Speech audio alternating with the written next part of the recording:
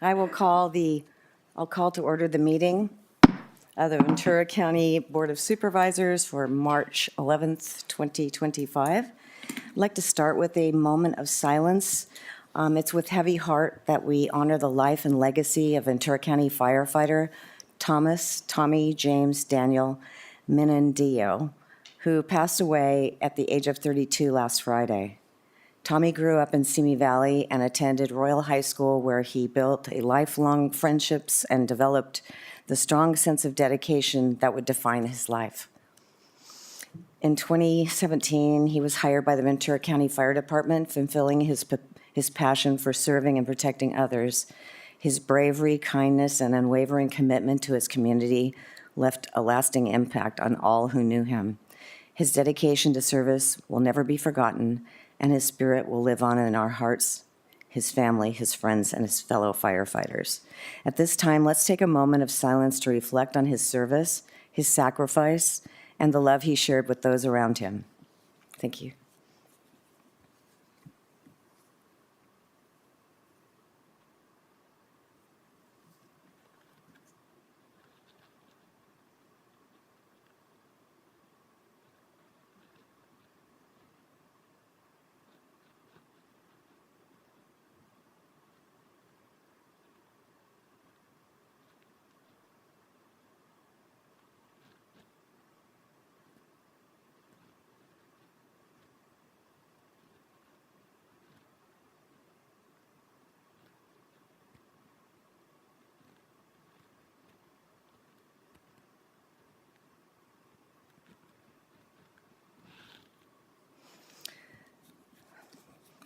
Thank you. And although Tommy may no longer be with us, his spirit of courage and dedication will live in our hearts forever. And now we'll move on to the roll call. Supervisor Levere. Here. Supervisor Correll. Here. Supervisor Long. Here. Supervisor Lopez. Here. Chair Parvin. Here. Thank you. Next item is the Pledge of Allegiance. Supervisor Gurrell, will you lead us? Yeah, I'd be honored. Thank you. Please stand if you can. Place your right hand over your heart. I pledge allegiance To the flag of the United States of America and to the republic for which it stands, one nation, under God, indivisible, with liberty and justice for all. Thank you. Our next item is our moment of inspiration, brought to us by Supervisor Long. Thank you very much, Chair Parvin. I really do appreciate having this opportunity for our moment of inspiration. And this, I just first of all want to open up by saying thank you to the Board of Supervisors for approving the reactivation and expansion of the tattoo removal program, and also with purchasing the 5 machines to do that. The machines, just so you know, are at the Todd Road Jail, the juvenile facilities, our free clinic of Simi Valley, and Goodwill in Oxnard. And this program continues to make a significant difference in so many lives. And I just want to welcome Peter Marcus, our president and CEO of Goodwill Industries of Ventura and Santa Barbara, to talk about the first program set up in a non-clinic setting. We had this program moving before COVID. It was closed during that time, and it has been reactivated and is now in a non-clinic setting. And so if we could, Peter, I don't want to take your thunder, but I'm super excited about this. No, it's all good. Thank you all. Pete Marcus, President and CEO of Goodwill of Ventura and Santa Barbara Counties. I just want to give my big thanks to all of you for getting the machines, getting us some money to help with all the supplies.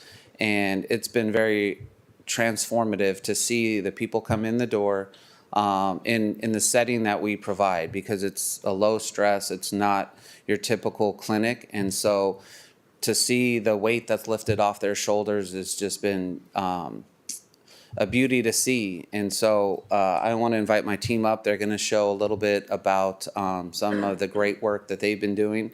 It truly is all of my team and the doctors that do everything. And we've got video and a PowerPoint to show everyone. So Ati?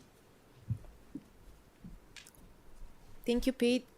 Good morning, everyone. My name is Ati Zaimova, and I'm the Community Services Coordinator at Goodwill Industries of Ventura and Santa Barbara counties. And I'm excited to share with you today the improvements made to our tattoo removal program. First, I want to acknowledge Nancy Phillips and Todd McDonald. I've had the privilege of working with Todd and Nancy over the past 2 months. I'm sorry, how do I move to the next slide? It's not. Okay, I got it. There you go. These two have truly been the backbone of this program, and without their hard work and dedication, the tattoo removal clinic just would not exist. We owe so much to their commitment to the community, and I'm honored to continue their hard work as we move the program forward. We are so grateful to our doctors for their expertise and hard work and dedication. They have been crucial to the success of this program.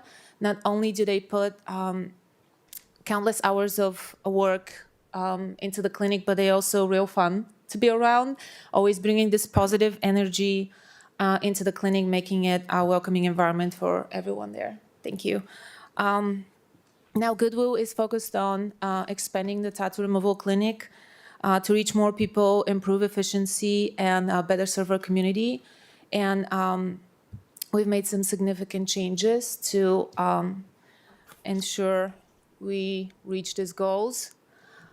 Well, the biggest one being implementing a medical practice management software that streamlined our operation and improved communications while ensuring HIPAA compliance. We've simplified intake and scheduling by going paperless. New clients now complete their intake and consent forms online and can request appointments. Clients have secure client portal where they can request appointments, receive automated reminders, upload files and photos. All the photos that are taken are automatically uploaded to a HIPAA-compliant cloud storage and securely saved there. The tattoo removal clinic now has a brand new webpage that provides information about the program, volunteer opportunities, our contact information, the dates available, enables online appointment requests, and rescheduling, all connected to the medical platform that we use. Going digital has truly been a game changer for our clinic's workflow. It has enhanced our ability to serve the community and further our mission at Goodwill without compromising the care that we provide. The impact of our tattoo removal clinic has been profound, empowering people to rebuild their lives and pursue new opportunities and new employment. As we move forward, we're excited to reach more people, expand our offerings, and continue providing services to the people who need it the most. I'm really excited and looking forward to the positive impact that this program will make to even more people in our community. Thank you. Can we please play the video now? Thank you.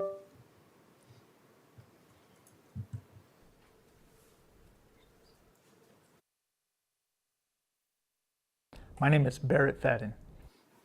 I got involved in the program working with the Ventura Training Center and CAL FIRE with the formerly incarcerated who are becoming firefighters. I first started receiving treatments at the free tattoo removal clinic in June of 2024.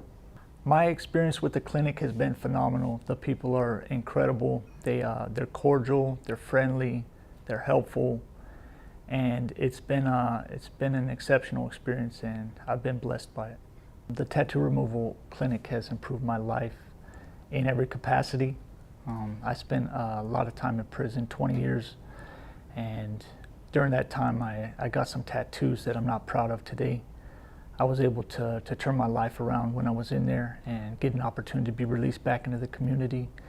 And my heart is to help the community now, and my tattoos don't reflect that intention in my heart today. And so being able to separate myself from that old person and be able to present on my character rather than my appearance has been phenomenal. And financially, it's helped me incredibly too, because I wouldn't be able to afford it without this clinic. With my employment, it helps me engage with the clientele on a personal level, so that I can break ties with my past. So I'm not being judged by an outward appearance, but by the character that I bring forward. Now I work with Turning Point Foundation as a drug and alcohol counselor, and I help the mentally ill overcome dual diagnosis or co-occurring disorders by helping them get connected to services, put together relapse prevention plans, and fill a role as a mentor and a life coach for them. I just want to thank the program so much for giving me this opportunity. It's been phenomenal, and I really appreciate it. Thank you. Thank you very much. So Supervisor Parvin, thank you for letting us do the moment of inspiration today, just to be doing this. And this program would not have been back up and running without Nancy Phillips in my office. We have been spearheading this, making sure that this program gets kicked off again, because how important it is, as you saw from the video. We have numerous stories.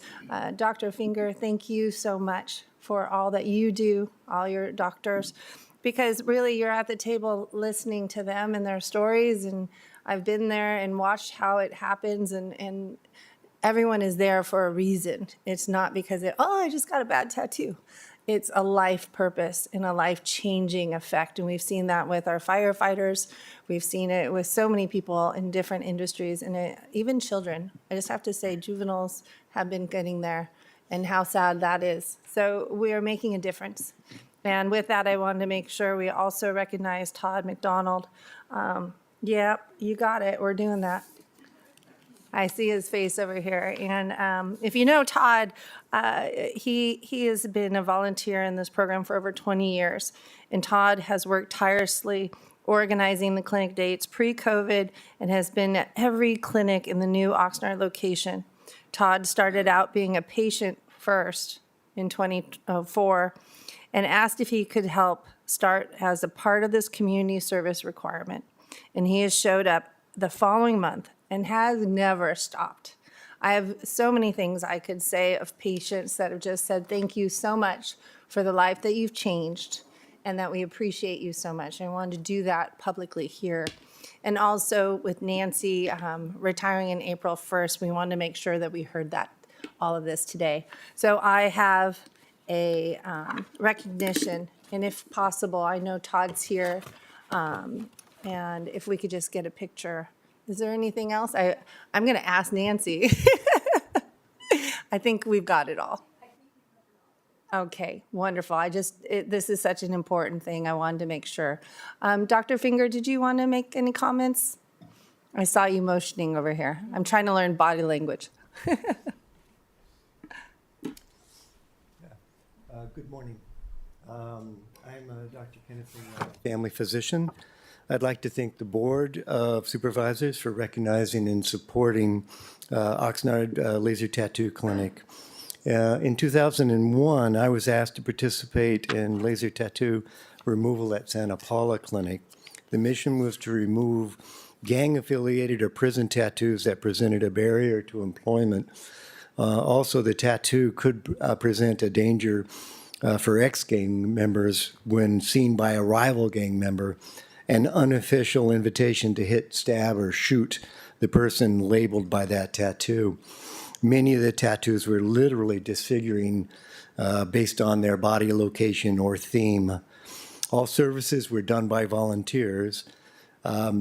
Nurse practitioner Maria Delgadillo, Dr. Neil Jorgensen, and Dr. Christy Scholl provided my training. In 2004, a new volunteer arrived, Todd McDonald. Over the next 20 years, Todd and I spent almost 200 Saturday mornings together. That's a lot of donuts. My cardiologist thanks you, Todd. In 2011, we were able to open a tattoo removal clinic at Las Islas Medical in Oxnard. The laser was provided by Oxnard Police Department. Todd reached out to local juvenile detention center, and we began a tattoo removal treatment on youngsters detained there. An unexpected population was also served at Los Islas, victims of human trafficking. The victims were frequently marked by their trafficker with a numbered tattoo on their body, a cruel quote, "If lost, return to owner." We gladly removed these symbols of inhumanity. Todd and I were spending so many Saturdays together that my wife was getting suspicious, so she decided to join us. For the last 10 years, my wife, Dr. Lynn Rockney, has been volunteering at a tattoo removal clinic. She has joined Dr. Carlos O'Brien, 13 years, Dr. Tipu Khan, 15 years of experience, including time served, pun intended, at Homeboys Industry in East LA with Dr. Father Gregory Boyle. We're very excited to be working with Goodwill Industries, Nancy, Ati, Pete, Matt. Within the next year, Ventura County Family Residency Program, led by Dr. O'Brien and Khan, will begin a community medicine rotation with the residents. They'll be trained in laser tattoo removal techniques. In addition to the techniques, we hope the exposure to volunteerism and community service will inspire them to incorporate these behaviors into their careers and their lives. In closing, I'd like to share one of the many experiences in tattoo clinic I had.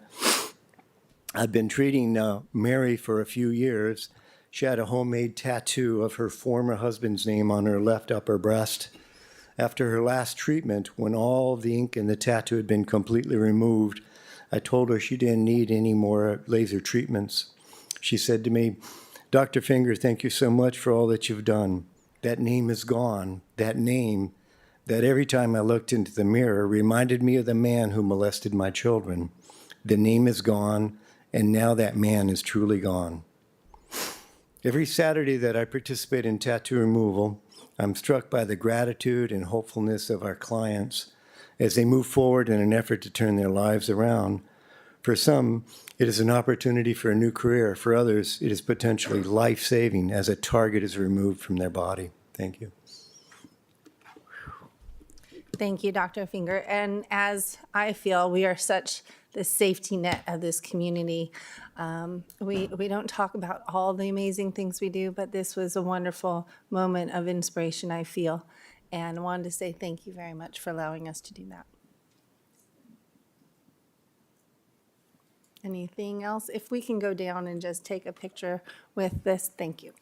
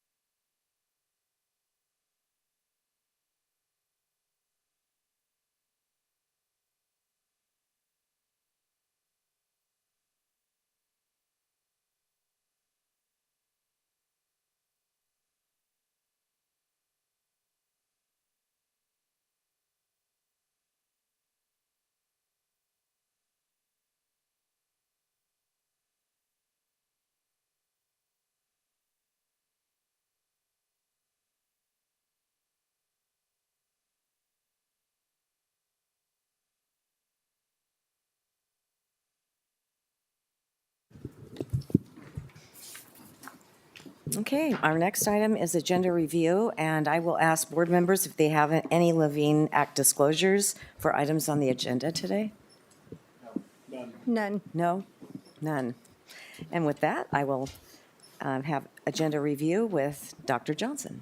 Thank you, Madam Chair. Good morning. Agenda review for today, March 11, 2025 is as follows. Item 20, Public Works Agency. Approval of the Second Amendment to the Agreement for Transit Services for County Dollar Ride Services. A revised Exhibit 2 has been submitted.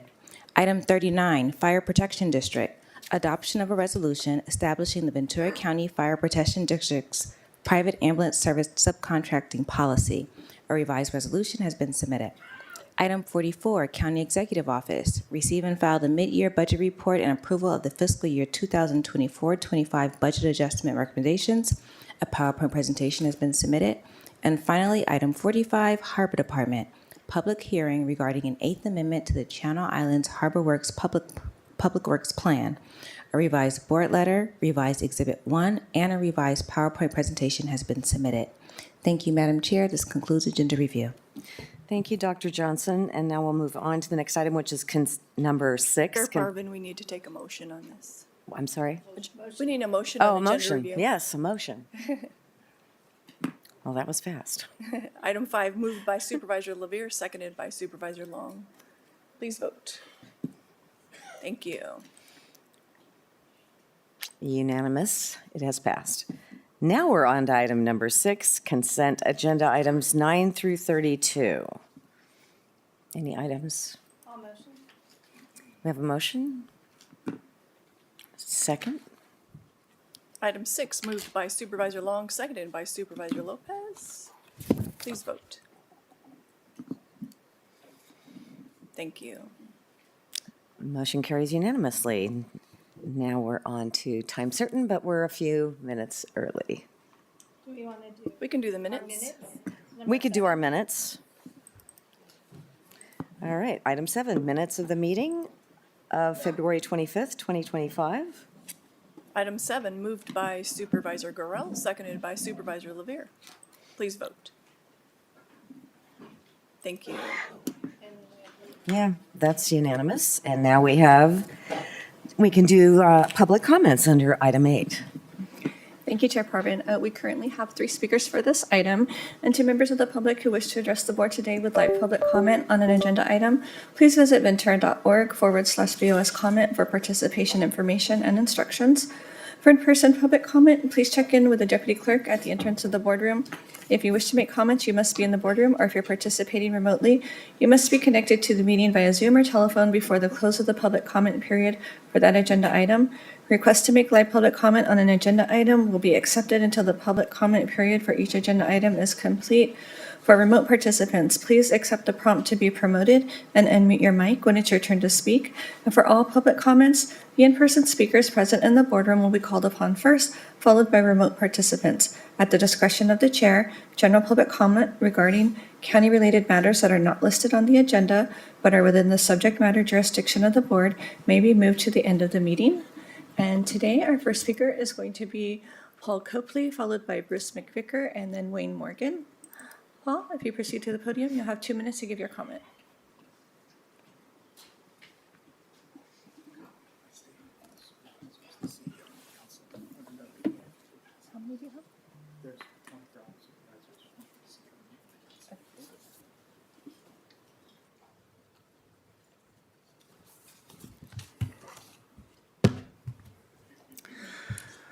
Good morning, Chairwoman Parvin, esteemed supervisors, and staff.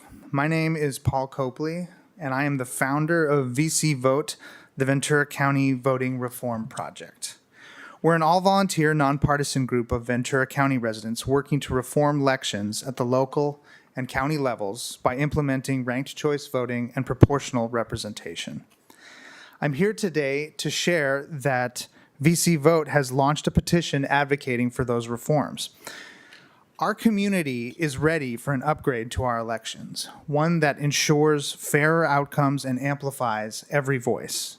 Ranked choice voting encourages more candidates to run, leads to higher participation from voters, and results in more civil, substantive campaigns.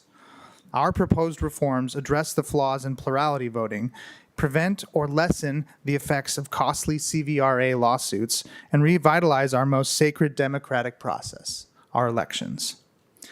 VC Vote has begun collecting signatures, and once we hit our goal, I, along with a room full of fellow volunteers, will deliver this petition to you directly. But let me be clear, our goal is not to go around you. We want to work with you. Our county government can lay the groundwork and partner with our cities to implement these changes, building a stronger, more equitable election system for all of Ventura County. If you have any questions or comments, please do not hesitate to contact me. My contact information is on the statement that you've received, and rest assured you will be seeing me again. Thank you for your time and service to the county. Have a great day. Thank you.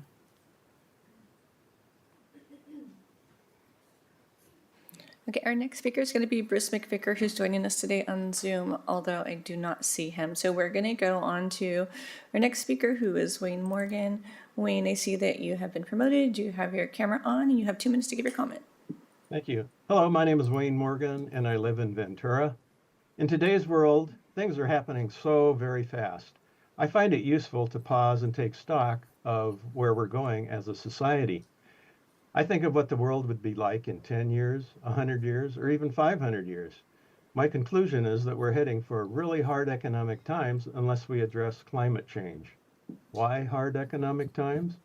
Well, for instance, construction workers and farm workers won't be able to work as long hours because of the hot days.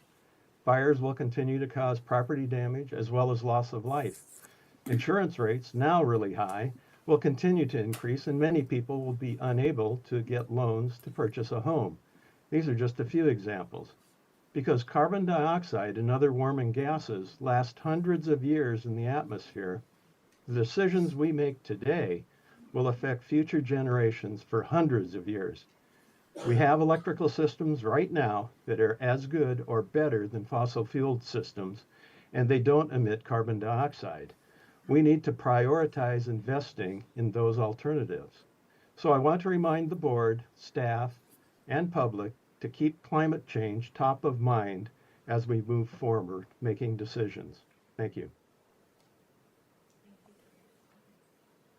Chair Parvin, that concludes our public comment for this item. Thank you.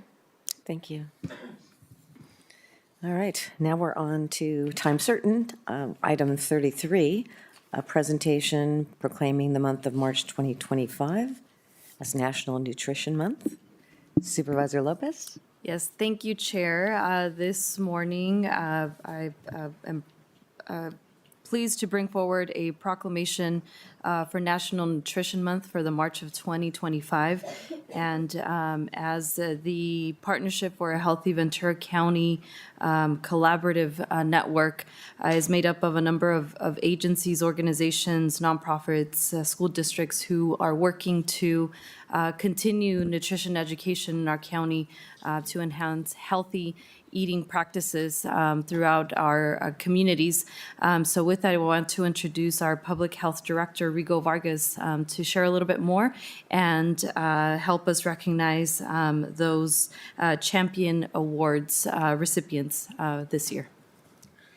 Thank you, Supervisor Lopez, Chairwoman Parvin, members of the board, and CEO Dr. Johnson. Good morning. Again, Rigo Vargas, Public Health Director.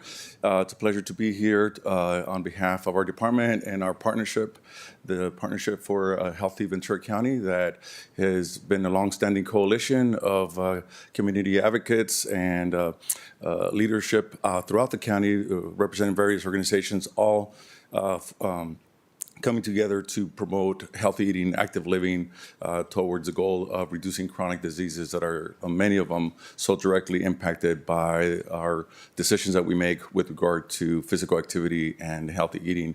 And we take this opportunity each year. We thank the board for this proclamation to bring awareness around healthy eating and also exercise as part of National Nutrition Month. It's been a month celebration that's been in existence for over 50 years. And since our partnership has been longstanding, we have a lot of great work that occurs. And so each year, your board helps us to recognize recipients that we call health champions, and these are organizations that you hear about briefly that have gone far and beyond and are doing very innovative work around promoting healthy eating and active living. And so to make it brief, but to the point, to recognize these health champions, I'd like to call up the chair of the partnership, Maria Martinez. She's with the the Housing Authority of the City of Ventura, and she's a chair for the partnership and is also a manager with the organization. But we'd really want to turn it back to Supervisor Lopez to help us issue the certificates and recognize today's recipients. Go ahead. All right, so there's three organizations and three that we are very familiar with. So I want to start with Anna Jackson. She is the executive director of the Ventura County Farms to School. Is Anna? Was able to make it? Okay, all right. Or if there's a representative, feel free to come down. And next we have Erin Slack, the senior manager of population health for Gold Coast Healthcare Plan. And we also have Eve Gelb.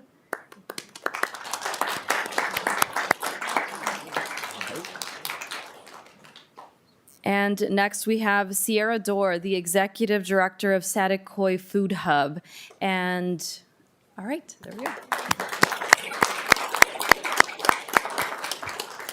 So there's some certificates, and maybe Yes. we can take a picture with the recipients. Yes, we do. And do either want to share brief comments on what you've been doing? And I know there's been incredible work, so I don't want to speak for you.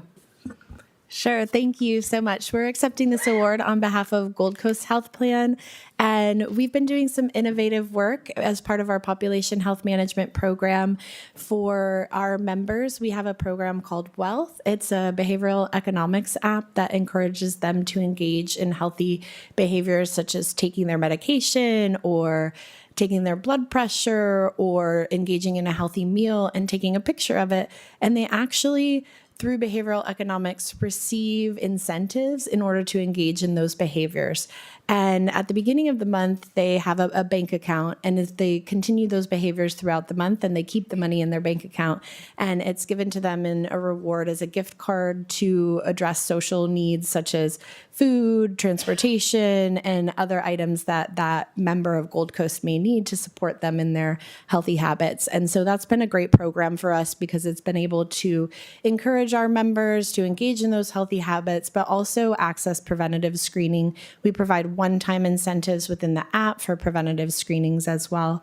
And then our community relations department has been doing fairs out in the community to encourage members to come and enjoy resources that we have in our beautiful community, but also access preventative screenings such as A1C screening, chlamydia screening, blood pressure screening, fluoride varnish application, and really bringing all those screenings into one location because we realize with our members, their time is valuable. And so we want to, if they're not able to access those services in the normal working hours, we want to bring them to the community where they live and be able to provide them all at one place. So we've been working with our providers and other healthcare partners and community-based organizations to have those within the community. So thank you. Thank you. Could you state your name for the record, please? Sure. Erin Slack. Thank you. Thank you. Hello, everyone. My name is Sierra Dorr. I'm the executive director of Saticoy Food Hub. Just last June, we were able to launch the Saticoy Farmers Market. This is an important program because in Saticoy, we are a LILA, a low-income, low-access community. So fresh food, nutritious food is out of reach for our community members. So we decided to create a pop-up market where folks can just walk to Saticoy Park and get access to nutritious food. In January, we were also able to launch a market match program that we call the Power Up program. It's the largest matching program for EBT users in the state of California. So folks can come and swipe their EBT card, redeem up to $20, receive an additional $60 in return. So they are able to spend $80 on fresh food every market. So it's a beautiful program. You're all welcome to come visit every first Sunday of the month. In addition to that, we're also very proud to have our Saticoy Community Fridge. It is a mutual aid project. So community members give what they can, take what they need. So we are supporting each other. In addition to this, we also have a local food purchasing assistance program. So we're able to purchase from our farmers market farmers, and they're all organic regenerative agriculture farmers. So they're healing the land and in turn also distributing their food that heals our people. So I also want to add, we are also going to be launching Saticoy Sowers in April 30th, which is a regenerative agriculture class as well. So we're always looking for folks who want to heal land and people with us. You can participate in an 8-week class with us. Thank you. Great. Thank you. All right, so with that, we'll come down with Yes, we certificates. can come down. Miss Anna Jackson is now here. She's with the Farm to School program. And so if you can maybe just say a quick word of your efforts. I apologize for running a little late. This is a huge honor. Thank you so much. Ventura County Farm to School, we promote school garden programs, nutrition education, and we work with local farms. So this year we were able to, with support from the California Department of Food and Agriculture, start a farm to school food hub. So we are supporting about 15 local Ventura County farmers and bringing those crops into school cafeterias. We believe our students deserve the best in terms of nutrition and fresh local foods, and they love to eat healthy when everything is in season and tastes delicious. So thank you very much. We appreciate your support today. Great. Thank you all for what you do.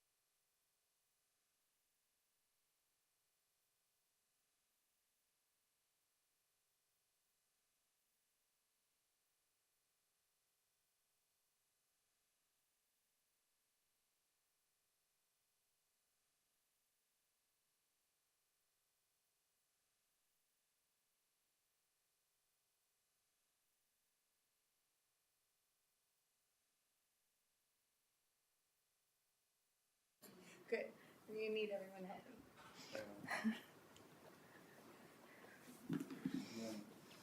We came back from DC and there's a lot of people that came back sick.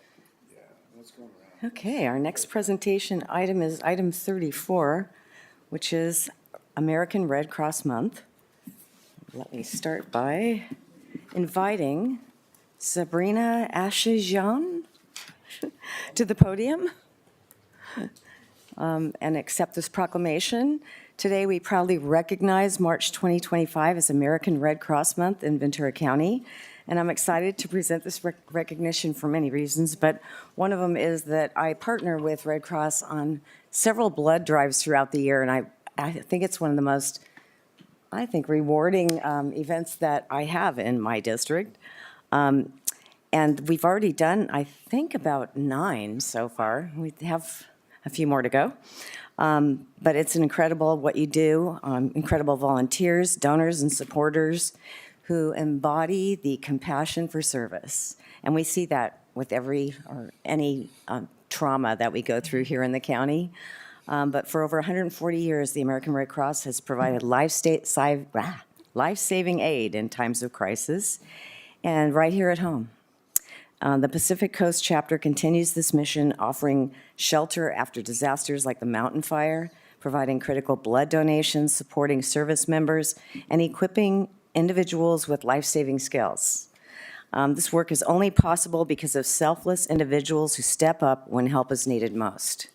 Their generosity is a beacon of hope, strengthening our community in times of hardship. And today, we proclaim this month in their honor, and we encourage everyone to support their mission, whether by volunteering, donating blood, or simply spreading awareness. So together, we do make a difference. And I'm going to turn it over to Sabrina now for some comments. Thank you so much. Great to see you. Good morning, Chair Parvin and honorable board members, Supervisors Gorell, Lavier, Long, and Lopez. I think you've probably heard me say this speech 4 years in a row, so apologies for the repetition, but thank you again for the honor. It's such a pleasure to be here with you. My name is Sabrina Ashton, and I am proud to represent the American Red Cross as Vice Chair of the Pacific Coast Region and as a volunteer. And March is a special time, as Chair Parvin said. We celebrate the American Red Cross as March's Red Cross Month. And every president since Franklin D. Roosevelt in 1943 has declared this March's Red Cross Month.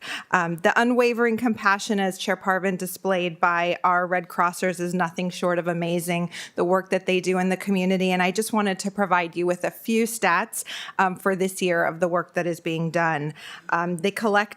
We've collected nearly 7,300 pints of blood, and we thank you for your partnership in doing the blood drives throughout the community, and we look forward to more partnerships and doing more of them, and we encourage everyone to participate in our blood drives.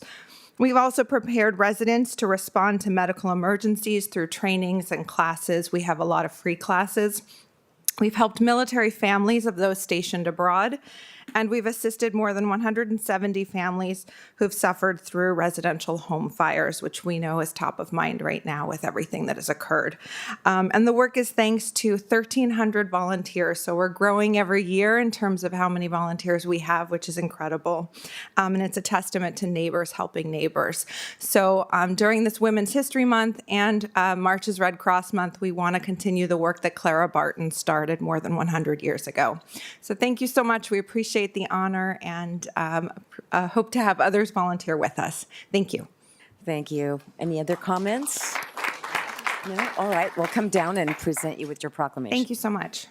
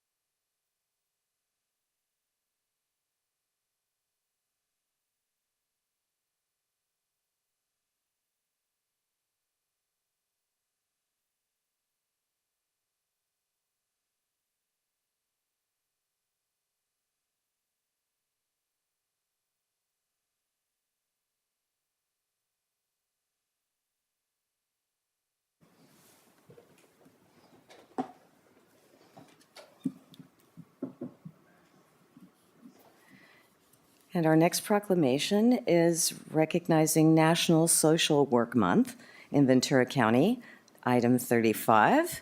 And I'd like to invite Maria Zavala, Jackie Johnson, Lydia Lopez, Macon Holbrook-Jones, and Soch Lemus to the podium to accept the proclamation.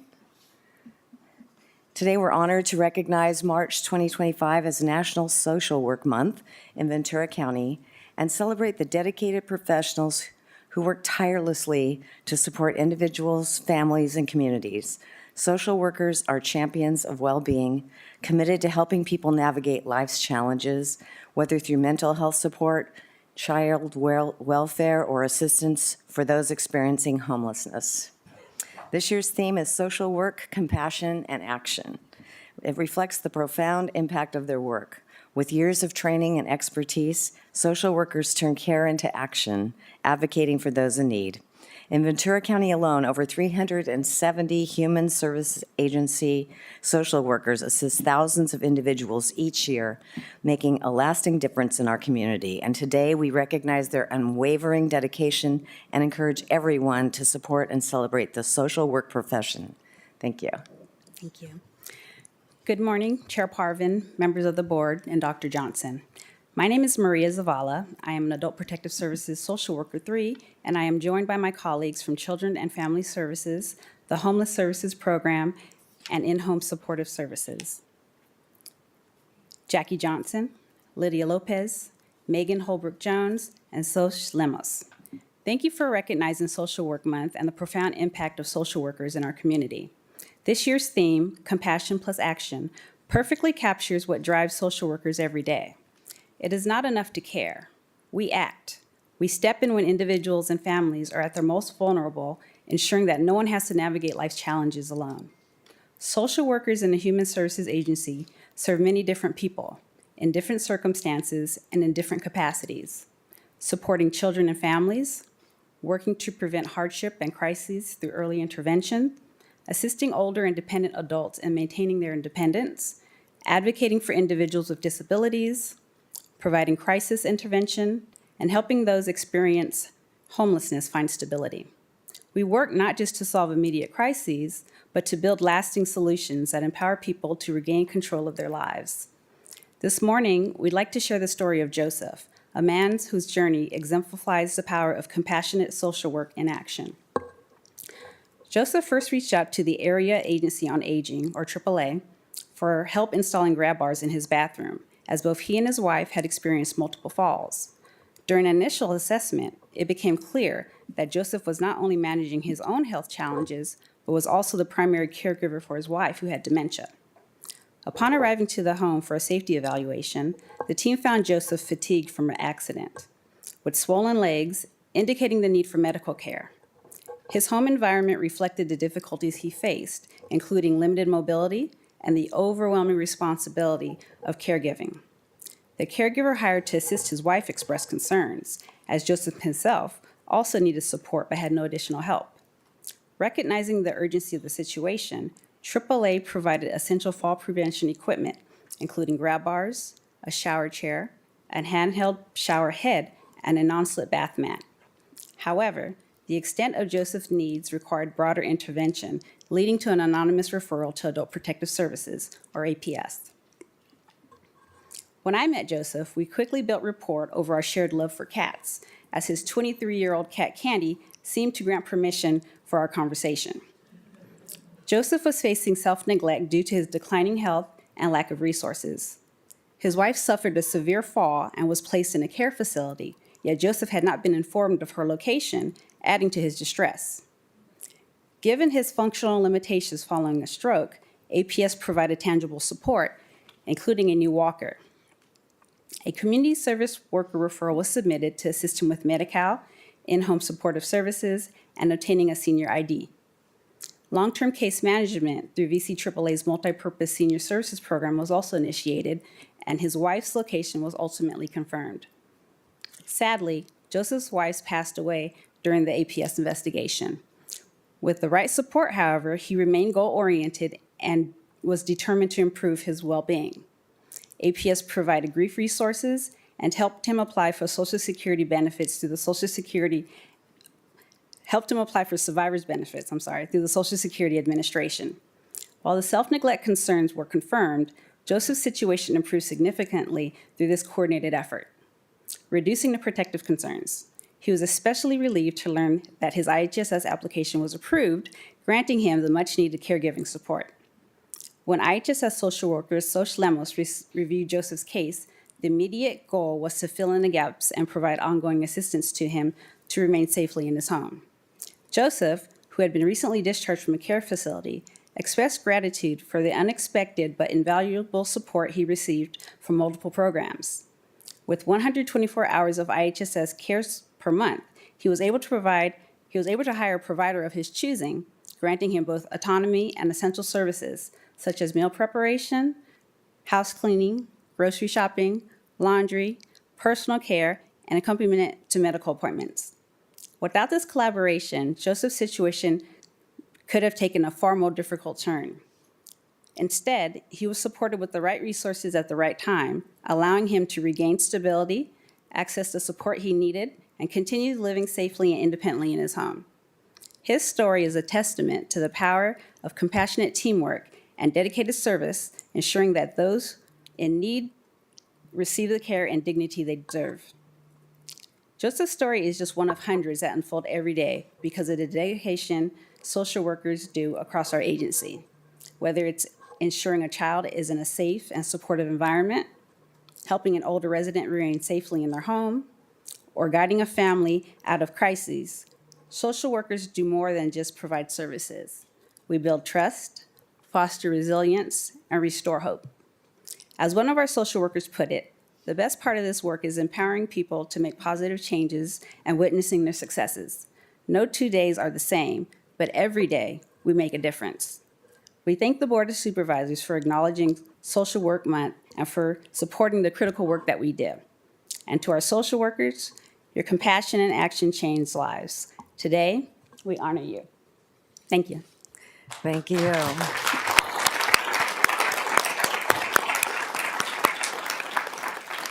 Any other comments by the board? Okay, we'll come right down and be with you to give you your proclamation.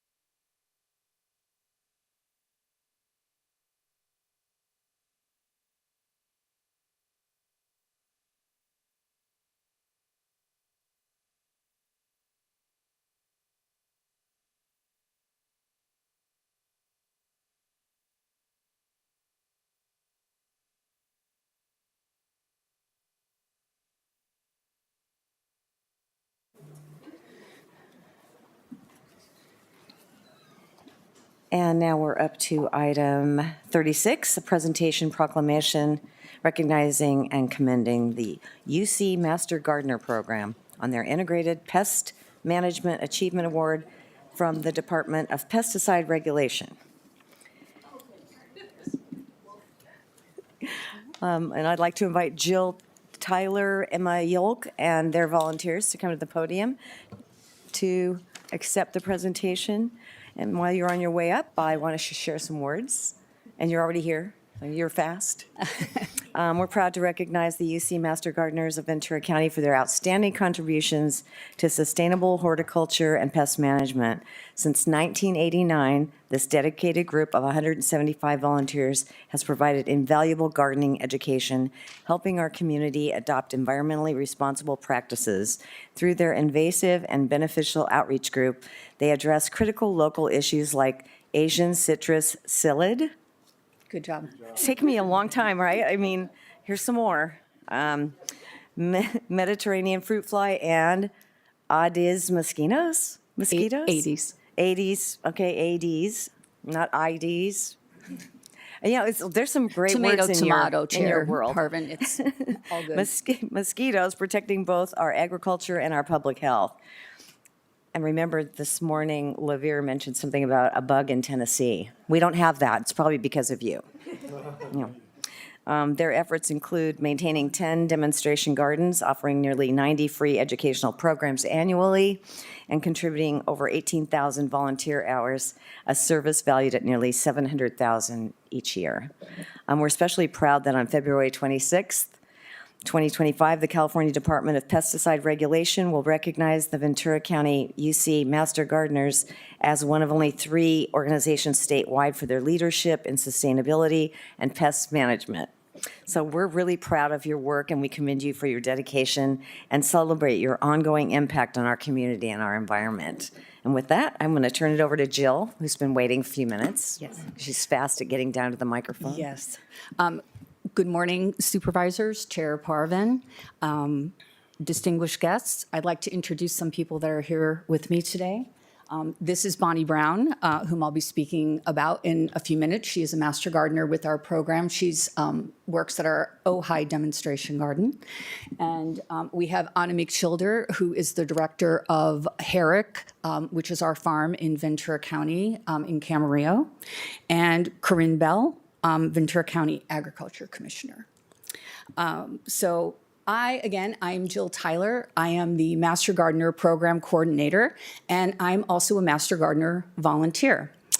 And it is with immense honor today that we accept this recognition on behalf of the 175 dedicated volunteers who make up the UC Master Gardener Program of Ventura County. This award acknowledges more than just our work. It celebrates a 35-year journey of environmental stewardship that began in 1989. We want to highlight the exceptional efforts of 2 master gardeners who spearheaded integrated pest management education with our volunteers and founded our invasive and beneficial outreach group, Bonnie Brown, class of 2015, and Linda Hawk, class of 2010. Linda couldn't be here today. She's recovering from a surgery. These volunteers have given thousands, and I mean literally thousands of hours researching and sharing IPM knowledge, not only here in Ventura County, but throughout the state of California for the last decade. This recognition that we are receiving affirms that sustainable approaches to pest management aren't just environmentally responsible, they're effective. The nearly $700,000 in economic value our volunteers generate annually pales in comparison to the environmental value of reduced pesticide use, increased biodiversity, and preserved natural resources for future generations. On behalf of our UC Master Gardeners in Ventura County, thank you for this recognition today. We accept it not as a culmination, but as inspiration to continue growing our impact from one garden and one gardener at a time. Thank you very much. Thank you so much. Any comments? No comments about invasive species? All right, well, we'll come right on down. Thank Well, you. we have 10 demonstration gardens, and I guarantee you there's at least one garden in each of your districts, so we welcome you to come visit us anytime. And they do a fabulous job. I mean, just thank you for educating our community because that helps our farmers as well. Yes. When we have our home gardens to the agriculture, and then all the kids, the free tours that they get and everything. It's just a fabulous program. Thank you so much. Thank you. I have a friend that she recently retired, and I was trying to get her to join a service club.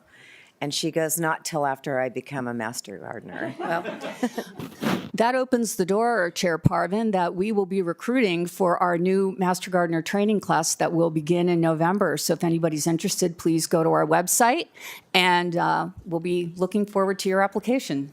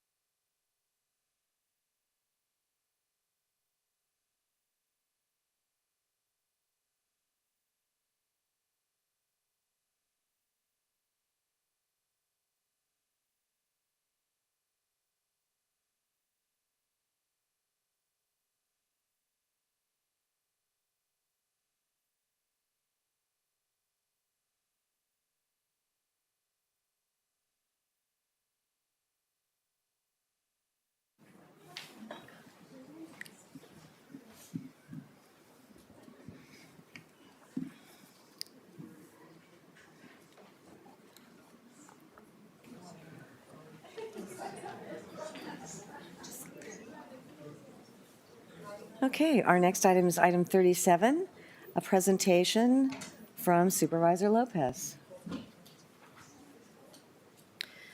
Thank you, Chair. Today, I am also bringing forward a proclamation designating March 2025 as Women's History Month in Ventura County.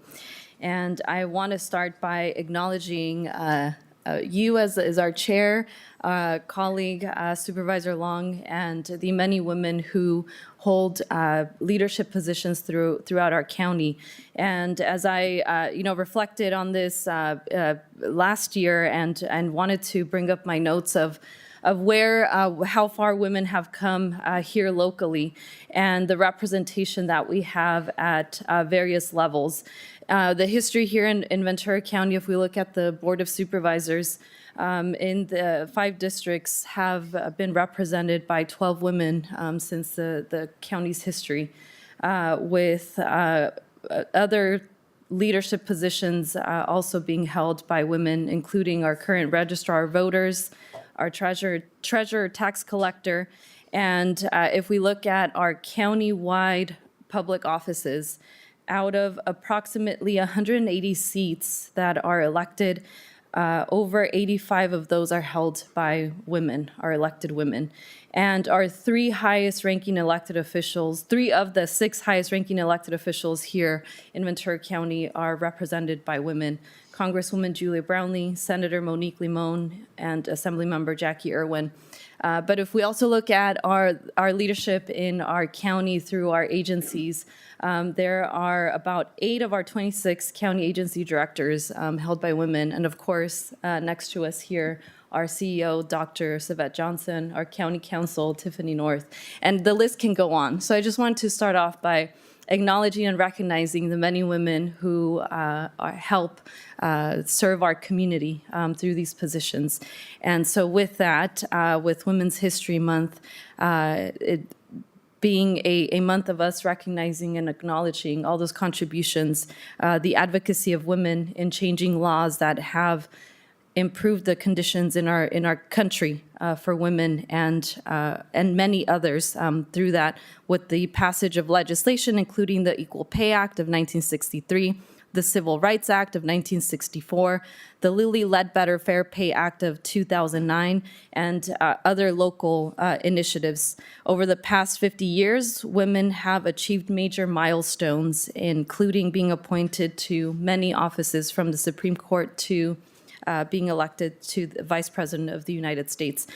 So today, I want to invite Shane Meserve from the Justice for All Ventura County, whose mission is to motivate, educate, connect, and mobilize people to actively engage in government in support of Justice for All, to accept this year's proclamation. So, Shane. Thank you, Supervisor Lopez and the whole board, for recognition of Women's History Month in Ventura County. My name is Shane Meserve. I'm a board member with Justice for All Ventura County. We've been putting on the annual women's marches here since 2017. We just had our 9th annual event and had over 500 people attend in January, which was wonderful. She read our mission, but our mission is to motivate, educate, connect, and mobilize people to actively engage in our government in support of justice for all. By serving as an umbrella organization, we convene like-minded organizations to work towards solutions of our shared agendas of social equity, educational justice, economic equity, environmental sustainability, and violence protection. Upholding our democracy and ensuring a habitable planet for future generations are the cornerstones on which all other actions, rights, and freedoms are predicated. As you may know, women's suffrage took over 72 years to accomplish, and we hold those rights to vote and participate in the public process very dear. Thank you so much for this recognition. We thank you for honoring the important contributions and impacts of women in our county and continuing this annual tradition of recognition. Thank you so much. All right, we can take a picture. Supervisor Lopez, I just wanted to say thank you for doing all that research on behalf of the county. It was very interesting. Thank you.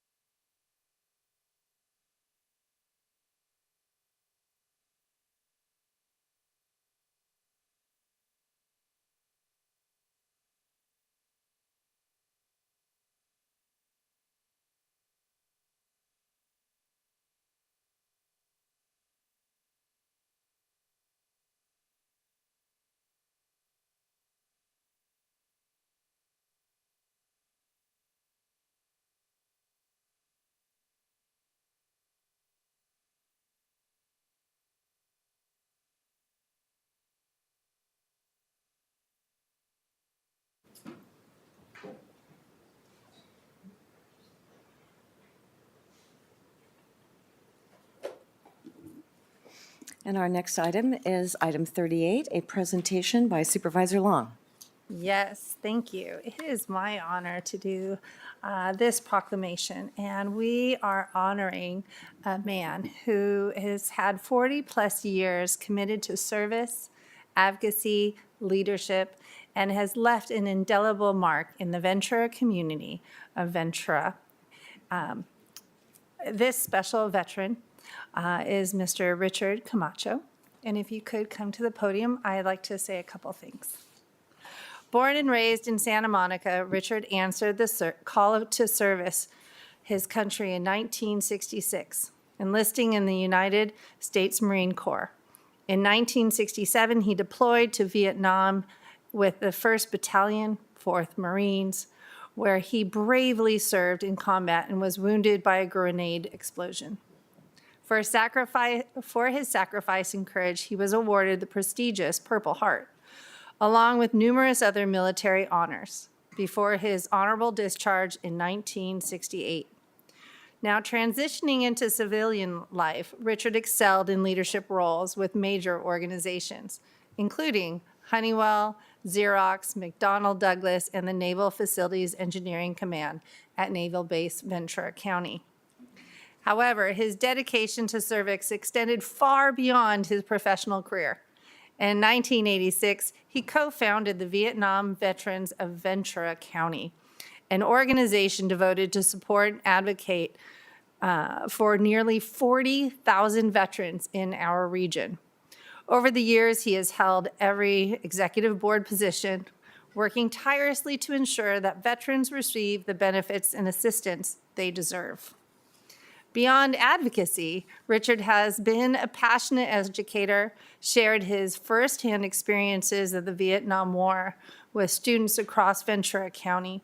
His powerful presentations have inspired and educated countless young minds with the realities of war and the sacrifices by those who serve. And his commitment to preserve history has also led him to bring the Moving Wall, a half-scale replica of the Vietnam Veterans Memorial, to Ventura County multiple times, ensuring that the fallen are not forgotten. And if you've ever been here for that, it leaves you speechless. We were just back in DC and visited the wall with Supervisor LaVere, and it's always important to remember where we were and where we should be going. Richard's contributions have been widely recognized. He is honored by the 2015 Latino Leadership Award from El Concilio Family Services, and named the 2016 Veterans of the Year for Jackie Irwin in the 44th Assembly District. He's done lots of collaboration with the Congressman Julia Brownlee in playing a key role in expanding veterans' health care services, including the establishment of the Captain Rosemary Bryant Mariner VA outpatient clinic in 2022. And that's been a huge resource for us in Ventura County. And finally, Richard, along with Ron Fitzgerald, who's here today, the Vietnam Veterans of Ventura County, and a host of other veteran organizations have raised funds to add 2 new statues to our county's Veterans Plaza right here at the Government Center. And I'm pleased to work with Supervisor LaVere and all my board members on this project as we support this going forward. And so I believe there's going to be an unveiling sometime later this year, so that's very exciting. And so today, I just think it's very fortunate that we're here to celebrate not just Richard Camacho's bravery in combat, but his unwavering dedication to fellow veterans and his community. His legacy for service, leadership, and advocacy will continue to inspire generations to come. And so with that, Richard, we wanted to personally say thank you so much for your dedication to our community. And as you know, we all support our Navy base here and our military, but we also support those that did serve. And we have a room full of just amazing, passionate people that are here to serve our country and still do today. And I wanted to say thank you. So before I have Richard speak, though, I would like to call on Howard Tench and Jessica at the Vietnam Veterans of Ventura County to say a few words. If I believe you're on the list. Jessica. Wow. Even with my glasses, I'm messing up my reading. Thanks, Jess. Good morning. The VVVC was born on a cold, wet November in 1985, pretty much like today.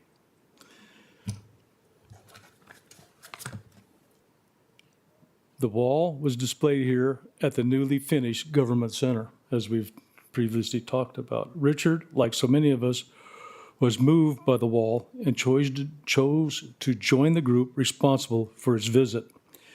He would continue to be a part of those visits throughout the last 40 years and the last 8 visits it has brought to our community.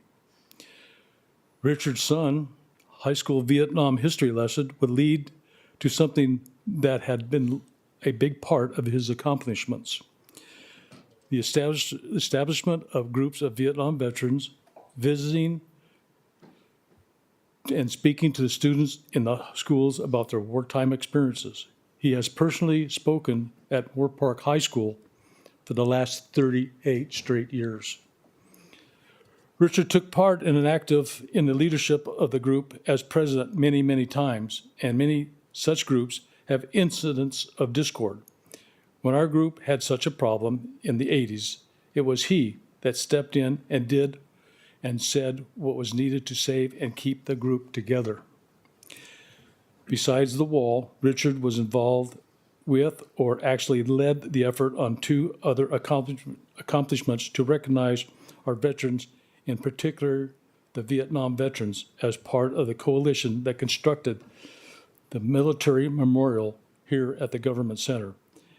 And it has had 2 sections of Highway 1 through Ventura County, named Ventura County Vietnam Veterans Memorial Highway and the Purple Heart Trail.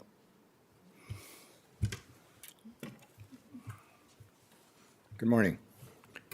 Richard has always looked to be part of any event that would share and enlighten the community about our Vietnam veterans.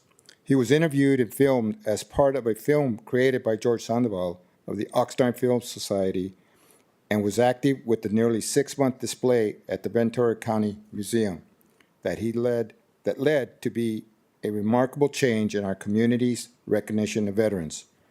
Richard, recognized for his activism on veteran affairs, has for many years been acknowledged by our political representatives. He has been recognized numerous times in the past by our Ventura County Board of Supervisors. State representatives awarded him a Veteran of the Year award. Federal representatives have included him and others from the VVVC in efforts to better meet the needs of the 40,000 plus veterans in the county, and was chosen as the veteran spokesman to speak at the presidential campaign visit by President Clinton. We that have had the opportunity to stand by, work with, share our memories and lives with, and yes, love Richard. Wish him all the best as he steps away from leadership with the VVVC to have the time and strength to enjoy the rest of his life. Thank you. And I have a couple other speakers here before I turn it over to you. But first, I'd like to give the mic to Supervisor Gorell. Thank you, Supervisor Long and Madam Chair. I just wanted to chime in because I have the opportunity to talk about Richard Camacho, who, when I think of champions for veterans, I think of you. I consider you now a friend, one of the most influential constituents in the 2nd District that I'm honored to represent. But I do have to share one of our original meetings because it was a very interesting way I met Richard. So I was approached as a California state legislator and approached with the idea of naming part of the Highway 1, the Pacific Coast Highway, after the U.S. Navy CB Memorial Highway. And we rushed into this because we thought it was such a great idea. We rushed into it with this exuberance. My staff failed, and I failed to do the requisite research with the Caltrans to determine which portions of the highway were already named. And so we rushed in and we named Highway 1 when we introduced legislation to name that. And within about 20 minutes of the bill being introduced, I got a phone call and it said, "Hey, Richard Camacho would like to talk to you." So I said, "Oh boy, I'm in trouble." And I flew back down to the district and I went to visit the entire board and Richard at one of your meetings, and went hat in hand to apologize because that portion of the highway had already been named Vietnam Veterans. It was a very proud memorial highway naming that had taken many years and was very worthy.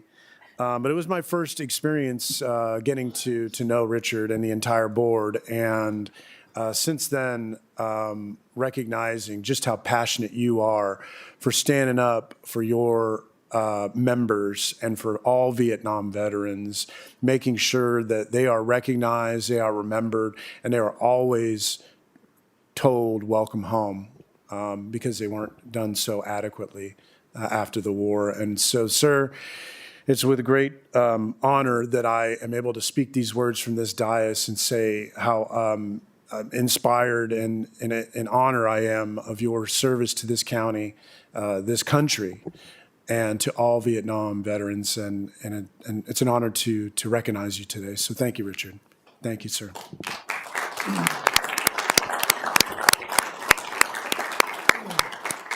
Thank you. Thank you, Supervisor. And next, I would like to recognize Kate Vega, our district representative for Congresswoman Julia Brownlee. She has a presentation as well.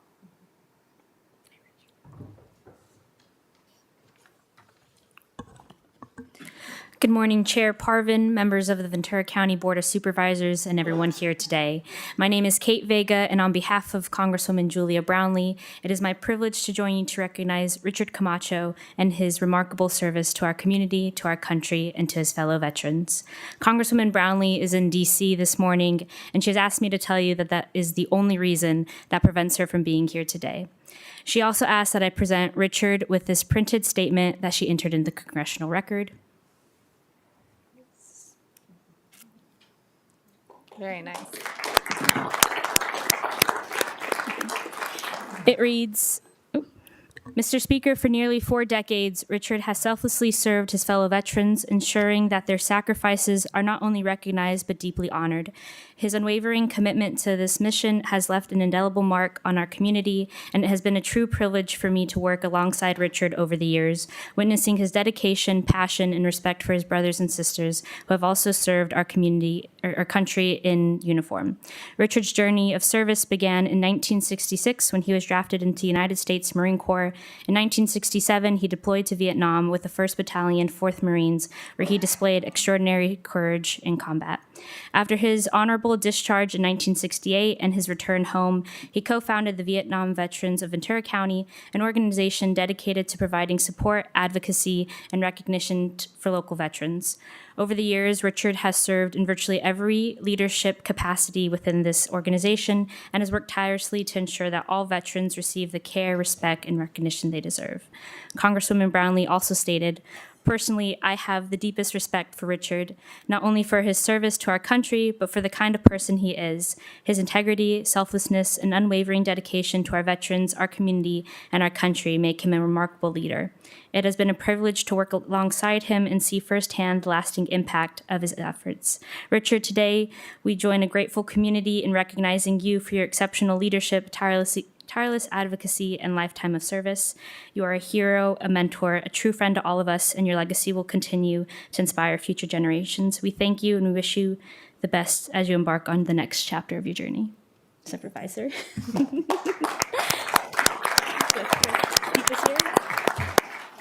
And just wait, there's one more. And now Hannah Lee, District Representative for Assemblywoman Jackie Irwin. Good morning, everyone. On behalf of Assemblymember Irwin, we recognize Richard Camacho for his outstanding dedication to the betterment of our nation, not only through his military service, but also through his countless hours of service to his fellow veterans. Richard's unwavering commitment to those who served alongside him exemplifies what it means to put others before oneself. As a founder of the Vietnam Veterans of Ventura County, Richard has built a legacy that has supported, uplifted, and provided a vital network for countless veterans. His leadership has not only been a beacon of hope for many, but has also helped create a community where veterans are given the resources and recognition they deserve.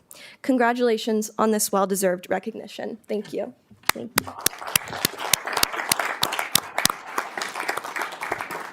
And before I give Richard the final words, I just wanted to make sure if there was anyone else who wanted to speak or make a comment.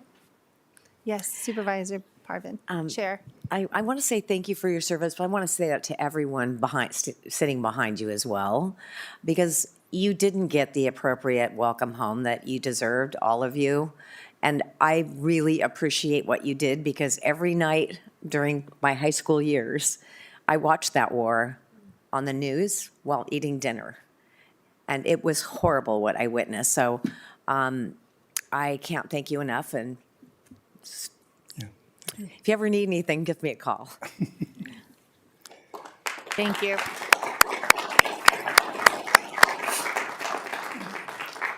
And with that, Richard, before we come down for a proclamation, Okay, I'd like to give thank you for this recognition.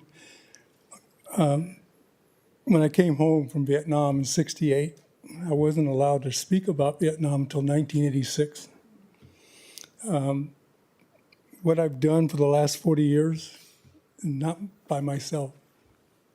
Those behind me were giving me a push and making sure that everything was done. So it goes to them as well. And we were responsible for bringing the hospital, also the vet center. And the thing is, we've done everything we can to support not just Vietnam vets, but all veterans in this county. And I thank you for everything. Thank you. And with that, if we could have all veterans.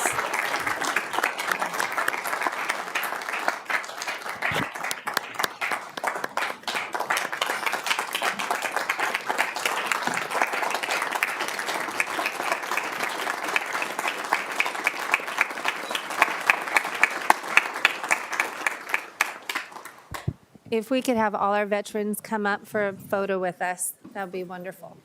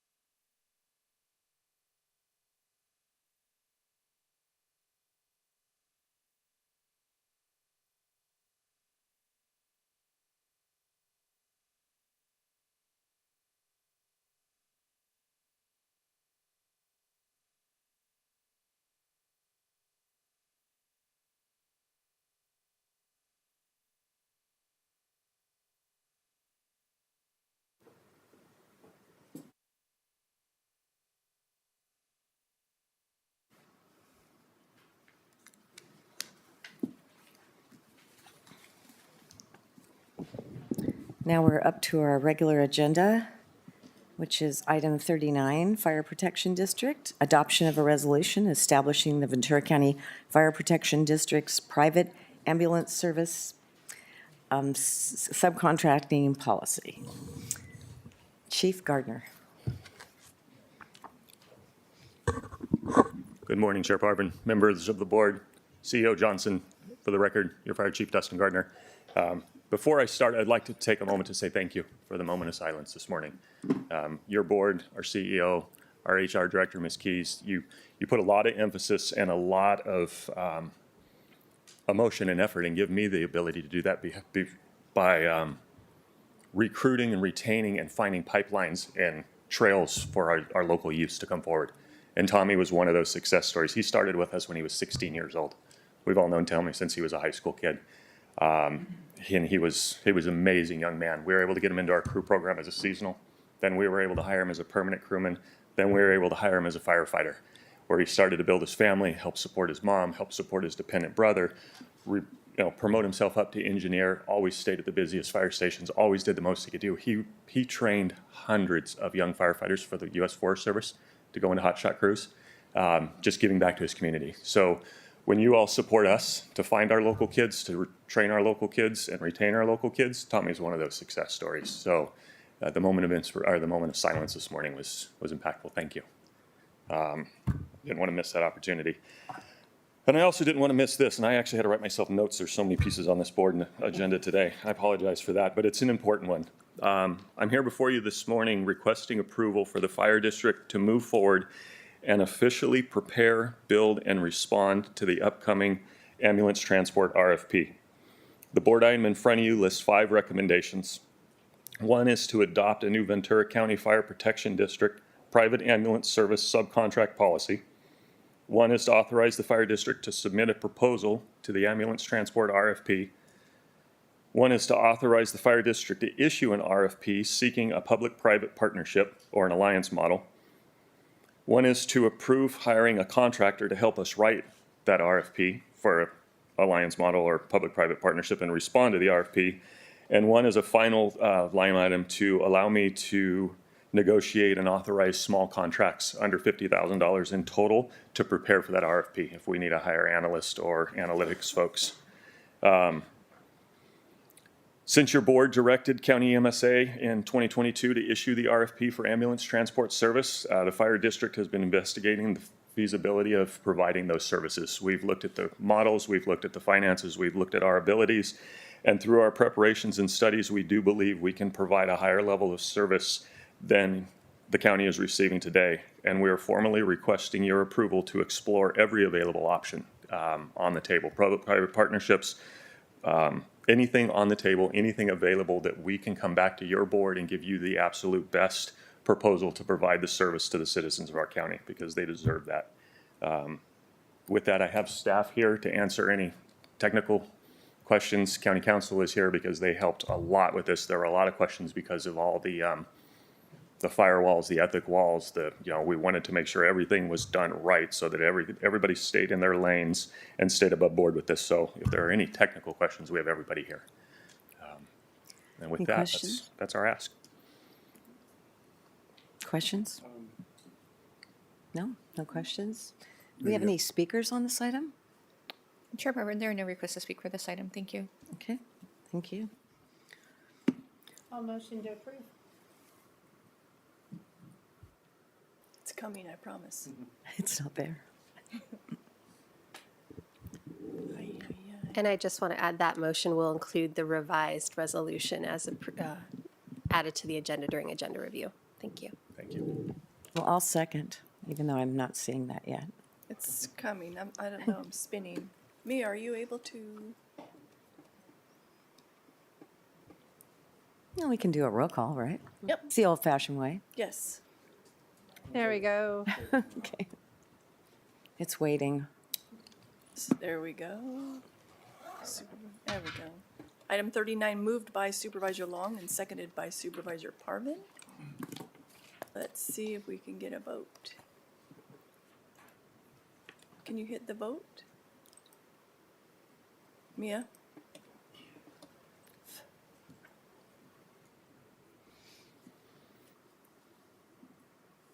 Let's do roll call.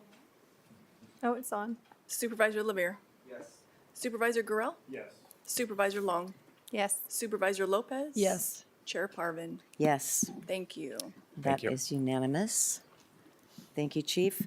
Next item is Public Defender, item 40. It's a ratification of submission of the Ventura County Public Defender's Office's grant application to an acceptance of grant award in the amount of $7,317,598 from the California Board of State and Community Corrections for the Proposition 47 grant program. And with that, Michael? Yes, thank you very much. Good morning, Supervisors, Dr. Johnson. With me to my right is Deirdre Smith. She's the Director of Justice Services for Interface. This morning, we're coming together to ask the board to please approve and ratify the $7.3 million grant we were awarded from the Board of State and Community Corrections to provide wraparound services to justice-involved people living with mental health challenges or substance abuse issues coming through the court system next door. We built this project from the ground up with Interface and the Turning Point Foundation, Rena Sepulveda, who's not able to be here today, as well as in consultation with judges of the Ventura County Superior Court, the District Attorney's Office, and various law enforcement agencies. We tend to see the same types of people coming through our criminal justice system over and over again. And our hope with this is we'd be able to directly embed peer navigators. Those are people with lived experience in the misdemeanor arraignment court in Department 11, so that people that are coming through directly have access to services provided, including such things as rides to housing, rides to drug and alcohol treatment, rides to mental health, assistance getting identification and on other state benefit programs to help them get back on their feet and reduce recidivism in Ventura County. Aside from this entirely state-funded provision of services to these needy people, we also have a significant data collection aspect of this program that's going to be run partially through the Public Defender's Office's data collection services and partially through an evaluation plan run by and administered by Interface Children and Family Services, so that we're able to keep not only electronic case management data on the people coming through this program, but also to collect recidivism data so that we have some information about whether or not these direct interventions actually reduce recidivism in our county. So as part of this, we are asking the board to please ratify and approve our ability to take this $7.3 million from the State Board of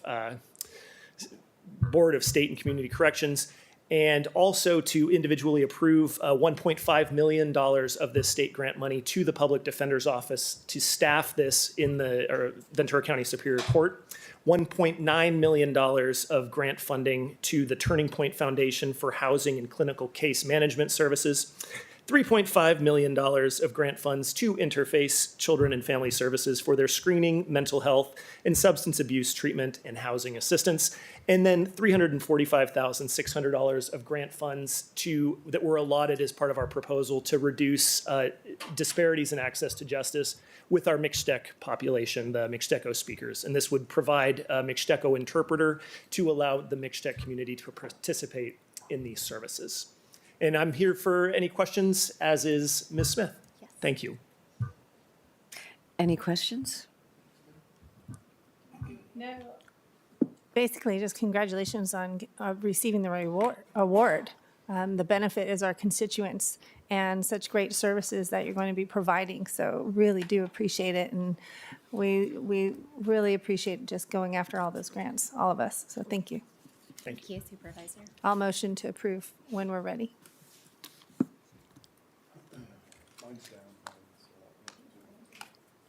Here's this down.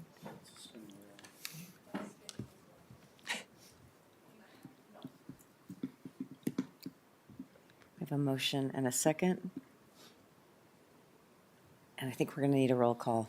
Okay, I got it. Item 40 moved by Supervisor Long and seconded by Supervisor Parvin. Supervisor Lavere. Yes. Supervisor Gurel. Yes. Supervisor Long. Yes. Supervisor Lopez. Yes. Chair Parvin. Yes, Thank you.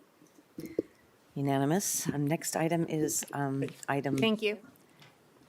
is under Board of Supervisors. Item 41, it's a recommendation from Supervisor Lavere. Yes, thank you, Madam Chair. I have two appointments that I'm asking for my colleagues to support me on this morning. One is Dr. Mark McCamish, who I'm recommending we appoint to the Aviation Advisory Committee, and then Bridget Goncalves to the Ventura County Mobile Home Park Rent Review Board. Both of these individuals have a professional experience that will serve those boards well, and I'm excited to have them willing to step up and serve on those boards, which benefit all of us here in Ventura County. And so I would make the motion that we appoint Dr. McCamish and Ms. Goncalves to those respective boards. I'll second. He is very supportive. We have a motion and a second, and we're going to need another roll call vote. Wait, roll call. Yeah. So item 41 moved by Supervisor Lavere, seconded by Supervisor Long, and we're going to do a roll call vote. Supervisor Lavere. Yes. Supervisor Gorell. Supervisor Long. Yes. Supervisor Lopez. Yes. Chair Parvin. Yes. Thank you. That is unanimous. And Gorell, this next item is going to be your item, so I hope you can vote. Yeah, me too. All right, so it's item 42, a recommendation of Supervisor Gorell. Yes, thank you, Madam Chair. This was inspired after a number of different conversations, but primarily this goes back to when I was a legislator. The legislature introduces thousands of bills every year, and many of the legislators are former. Many of the legislators are former local government officials. And it seems that although a lot of the legislation is well-intended, they often usurp local government control, and often the pieces of legislation introduced and approved create mandates upon local government without the proper funding support to back those local mandates. Just for an example, in the 2023-2024 legislative session, there were 4,821 bills introduced. Of those bills, 1,420 of them imposed a state mandate on a local program, which costs money to local government. And that's just one legislative session. This year, in just the month of January and February, in the legislative introduction deadline, 2,350 bills have been introduced already. The challenge is that as mandates expand, as local control is usurped, it continues to consume our prerogative and decision-making and budgetary discretion here at the local level. So thankfully, action has been taken to support us. First of all was Senate Bill 90, which dates back to 1972, with Proposition 1A from 2004, and with Proposition 4 from 1979. All of these in different ways support local government, protect them from mandates from the state level, and ensure that those mandates that are imposed upon local government are reimbursed by the state of California for the costs required to implement them and to operate them, whatever those mandates are. The State Controller's Office has recently reported that $88.7 million is available in funding for SB 90 reimbursements. In fiscal year 2024, Ventura County recovered $2 million in SB 90 claims, but $6.6 million in claims remain outstanding, and that's just from a cursory review of what we are owed at the county level. So I'm bringing forward this item, item 42, agenda item 42. It presents to my board consideration to direct the county executive office and our county agencies and departments to identify and pursue state reimbursements for unfunded mandates under California's SB 90 claim and reimbursement process.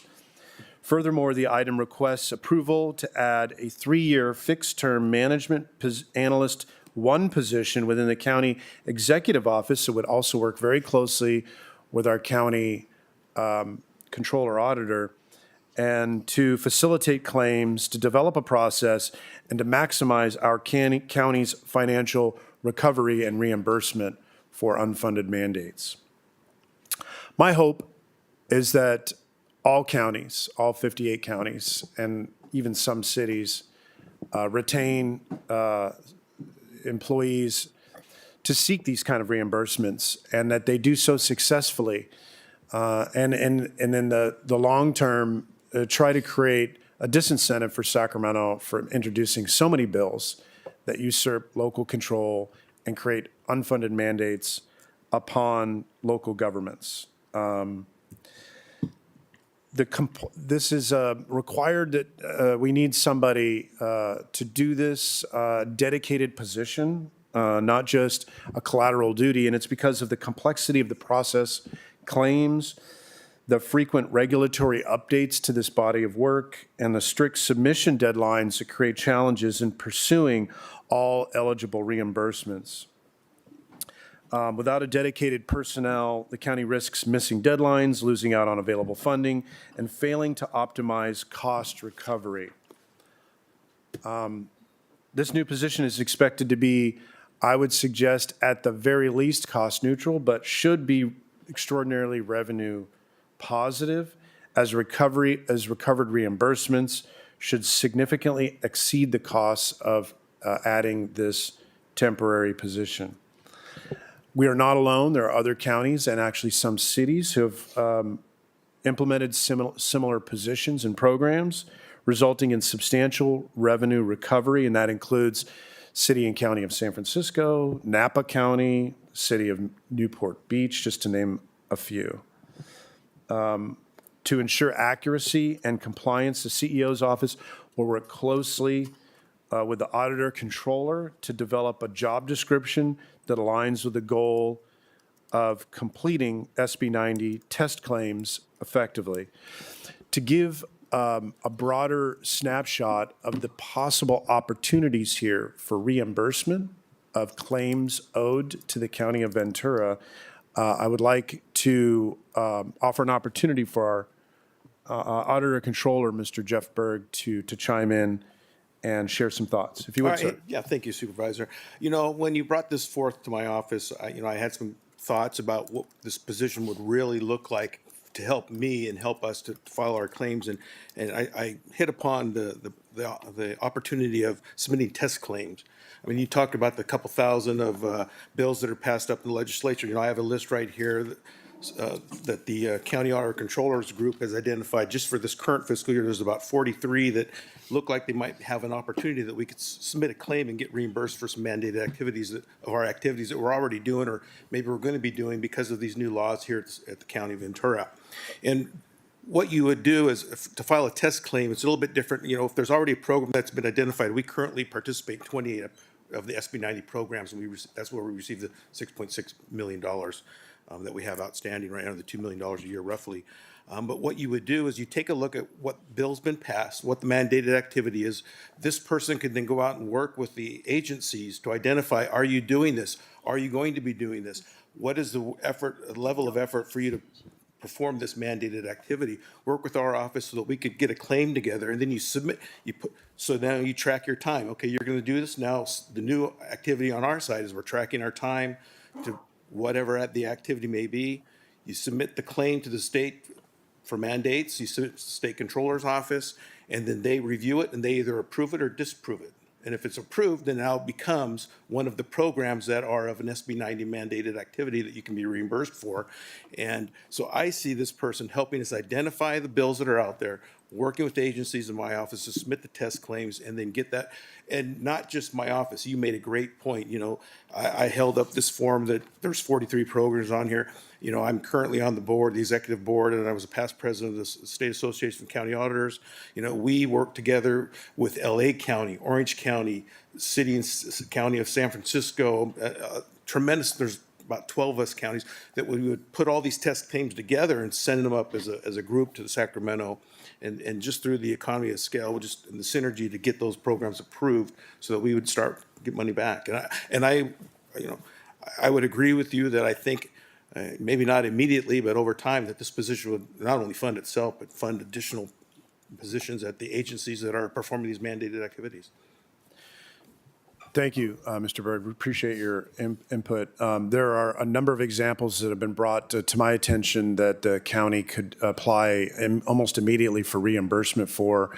Just one that we're going through right now is the transformation to .gov email and URL system. And I'd like to ask Mr. Theobald to come up, if you would, sir, and just describe this opportunity as potential reimbursement in terms of where we are and the costs the county is currently expending to comply with the state legislation to move to .gov.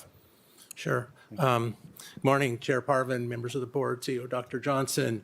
For the record, Terry Theobald, I'm your Chief Information Officer.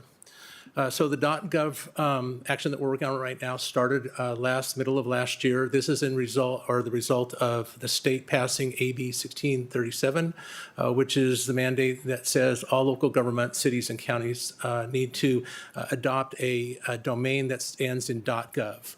The .gov domain, by the way, came out of federal government.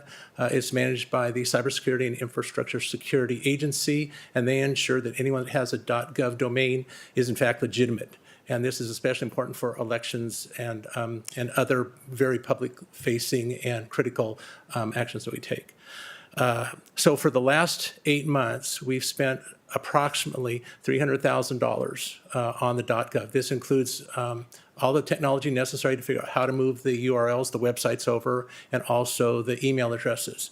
We already have some of these websites moved, and we are starting now within IT services to bring the email addresses online for our organization, and once we've proven them out, then we'll be able to migrate the rest of the county sometime over the summer.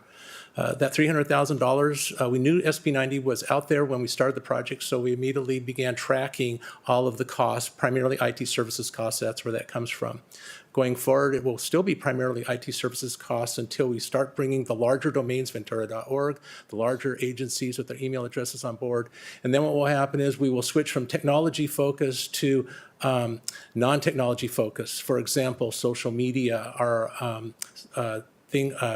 websites that are on the side of our vehicles, signage, forms, et cetera.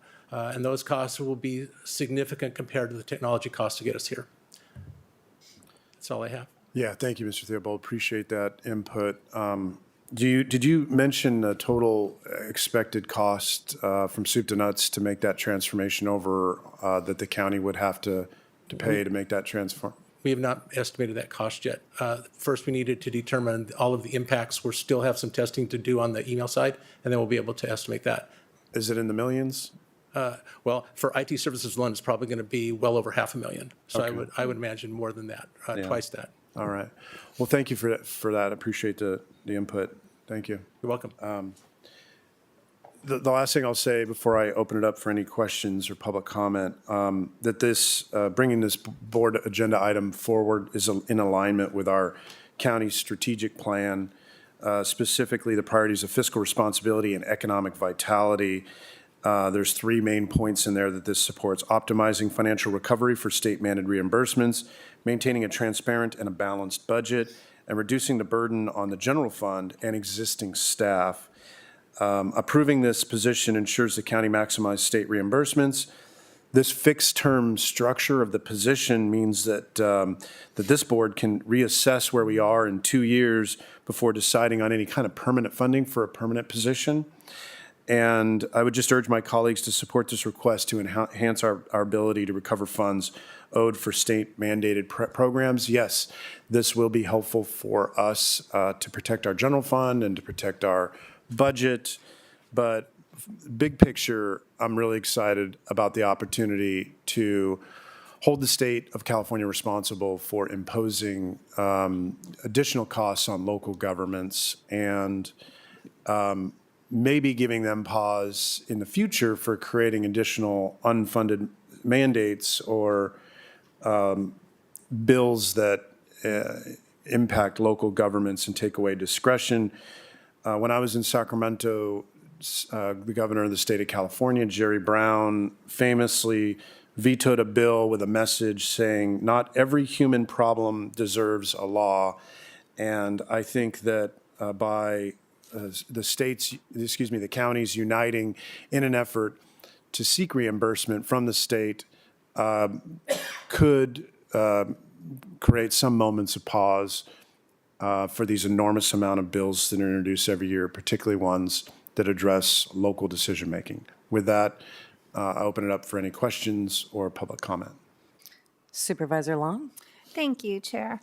I just wanted to say thank you for bringing this forward. Your experience with the state legislation is proving very helpful for us.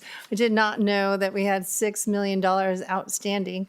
We sit on, Jeff Berg and I and others sit on the Oversight Committee, and our frustration with how that funding is supposed to be delivered and hasn't been attained yet is just astronomical to me. And everything that we can do to get those dollars to our constituents, I think is extremely important. So I just wanted to say thank you to that. And I didn't even think of the election part. That is always such a very sensitive subject, and we need to be on it completely. And so thank you for that, Theobald. Thank you for talking about that. And then I do want to say it is always hard to add one more person to our government team. However, I do believe that this is really important as an investment to get those dollars back. And I appreciate the coming back in 2 years and talking about the successes. I think we need to follow through with that, and I appreciate that. I was wondering, like, what is that timing? Is it a year? Is it a year and a half? But to see it 2 years, I think is very adequate, and so I appreciate that. I always have lots of questions, and this really covered it. So appreciate bringing it forward, and I would definitely support it. Thank you. Well, I do have a couple of things. Because, as you know, I came from the city side of the world. Some of you have too. And so there has always been unfunded mandates put upon us. And things here at the county that I can see some assistance in would be working with healthcare. There's unfunded mandates in healthcare and our resource management agency and environmental and wildfires and sidewalk vending. I mean, if you let your mind just start going. Initially, I thought, do we really need a full-time person? But then after listening to Theobald, I'm pretty convinced we do. And also, I suppose it would be interesting to see this job description because I would think this individual would have a very strong financial background versus social skills, because you need to go to each department and really kind of drill them for all these costs. So I'm very supportive of it as well. If there aren't any comments, we'll ask for speakers. Do we have any speakers? Chair Parvin, there are no requests to speak for this item. Thank you. Okay. Gurel? I was just going to say that that in developing the board letter, we did evaluate whether it should be a contracted out or a contract type of position, different models of how this person could work with our county agencies. But in the end, out of recommendations from our CEO's office and controller auditor and others, it just makes sense to do it in this way. So brought it forward based upon significant input. It wasn't just whimsically. I don't think I implied that. No, Yeah. it's good to know. Yeah. And there's no speakers on this item. Then I think we'll await a motion from Supervisor Gurel. I'm down on IT, but I'm happy to move the item if I could. You've done it. Okay. We have a motion, we have a second. Item 42, moved by Supervisor Gurel and seconded by Supervisor Parvin. Please vote. Yeah. Thank you for bringing that forward. Thank you. Is that a yes, Supervisor Gurel? Yes. Supervisor Parvin, one more vote? Yes. Whoops. Thank you. There we go. All right, that motion was unanimous. Moving on to the next item, which is 43, a recommendation of Supervisor Lopez. Thank you, Chair. I am bringing forward a recommendation to appoint Mr. Stephen Weiss to the Air Pollution Control Advisory Committee. He recently came off the Aviation Advisory Committee, so respectfully request your support in appointing him to the Air Pollution Control Advisory Committee.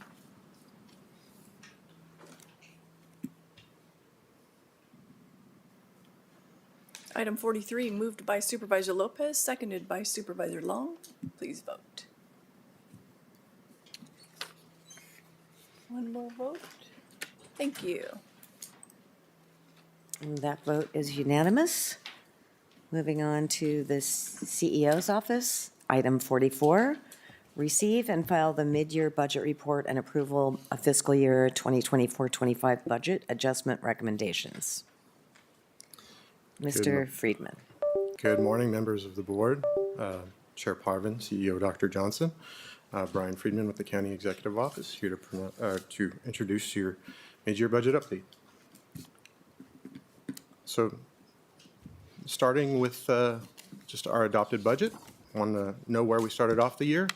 So on the left, we have the total county's budget. So this is framed out in a unique perspective where we're actually pulling out the internal service funds.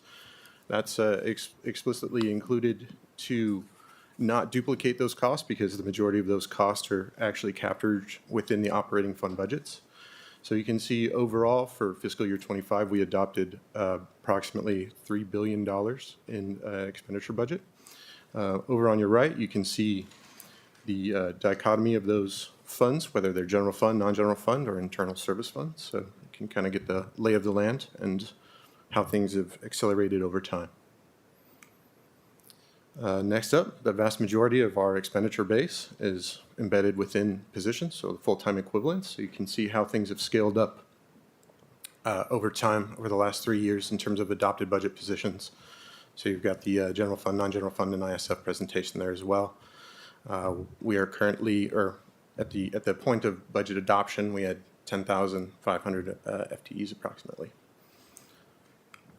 All right, so now that we understand where we started the year, what kind of adjustments have happened so far? So just a base understanding of the adopted budget versus the adjusted budget. So there are several components that are adjusted through time. So there's a rollover encumbrance that you're seeing. So this is a general fund specific perspective. So we have an expenditure base of the 1.4 billion going up to 1.7 billion, and you're seeing that in the components of rolled over encumbrances, rebudgeted components. So those are specifically grant-based items and capital assets primarily. And then comparing the adjusted budget to our projection. So this is a projection we worked with all county departments. And as of the information that was available through December, we are currently looking from a net cost basis of approximately $49 million in savings. Now, framing that out in terms of the total appropriations as of the adjusted budget, that's approximately a 2.9% variation. So even though the 49 million in savings sounds significant in nature, from a percentage basis, it's maybe not as significant as one would generally assume. So looking at some of the variances, first off, we have the salary and benefit base, approximately $22 million coming in below the adjusted budget. So this is fairly normal in terms of our budgetary process does capture vacancies at a 10% basis. So there's a general expectation and over the years, there has been traditionally salary savings. On the services and supplies line, that is primarily other professional services, so contracted items out. Between those two items, anytime there's savings there, there's traditionally offset with a reduction in revenue, and you're seeing that in the intergovernmental revenue line. For this particular year, we do have a couple components in that revenue side that is offsetting that. So on the taxes line, you're seeing property taxes and redevelopment taxes coming in higher than currently budgeted. And in the charges for services line, you're seeing a prior year revenue stream related to CalAIM coming in stronger than anticipated. So overall, that's where the general fund is looking as of the information we had at the end of December. All right, so that was kind of the profit and loss perspective. This is the perspective of the adjustments that are before you today within your document. So there's a handful of cleanup items and a couple larger scale adjustments that are incorporated. But this is the table that references the different funds that are impacted. So there's appropriations, so an expenditure base. You got contingency, which is technically an appropriation, but we segmented it out just so that you can understand the difference in terms of the funding mechanisms. And then we have offsetting revenue, and then you can see the ultimate draw on fund balance to substantiate these components. So overall, adding in $55.4 million in appropriations, utilizing about $500,000 in contingency, releasing about $3.9 million in fund balance, and then the balancing figure of the $50.9 million in offsetting revenue. Just to highlight a couple of these larger scale adjustments, the first being associated with the mountain fire. So previously, contracts were approved by your board, but there were no appropriations and offsetting revenue presented at that particular point in time. Now that we have a better scope on what that looks like, we're requesting $22 million in appropriations. We're anticipating 19.8 in offsetting revenue, so a $2.2 million general fund match coming from program mitigation. The secondary item is associated with the VCMS interest charges related to the general fund loan. This was something that was reviewed in the year-end board letter that was taken in June. Previously, this loan did not have interest charges incurred. So this is actually a two-part adjustment. So the first is turning on those interest charges at approximately, or what is currently estimated to be $12 million. There is an understanding of that, and there is a CPI adjustment that is associated with the general fund contribution to the medical system of $8.5 million. So between these two adjustments, that's the vast majority of the adjustments that you're seeing, at least from a materiality perspective, within the recommendations today. All right. Can I ask a question on the back slide? Absolutely.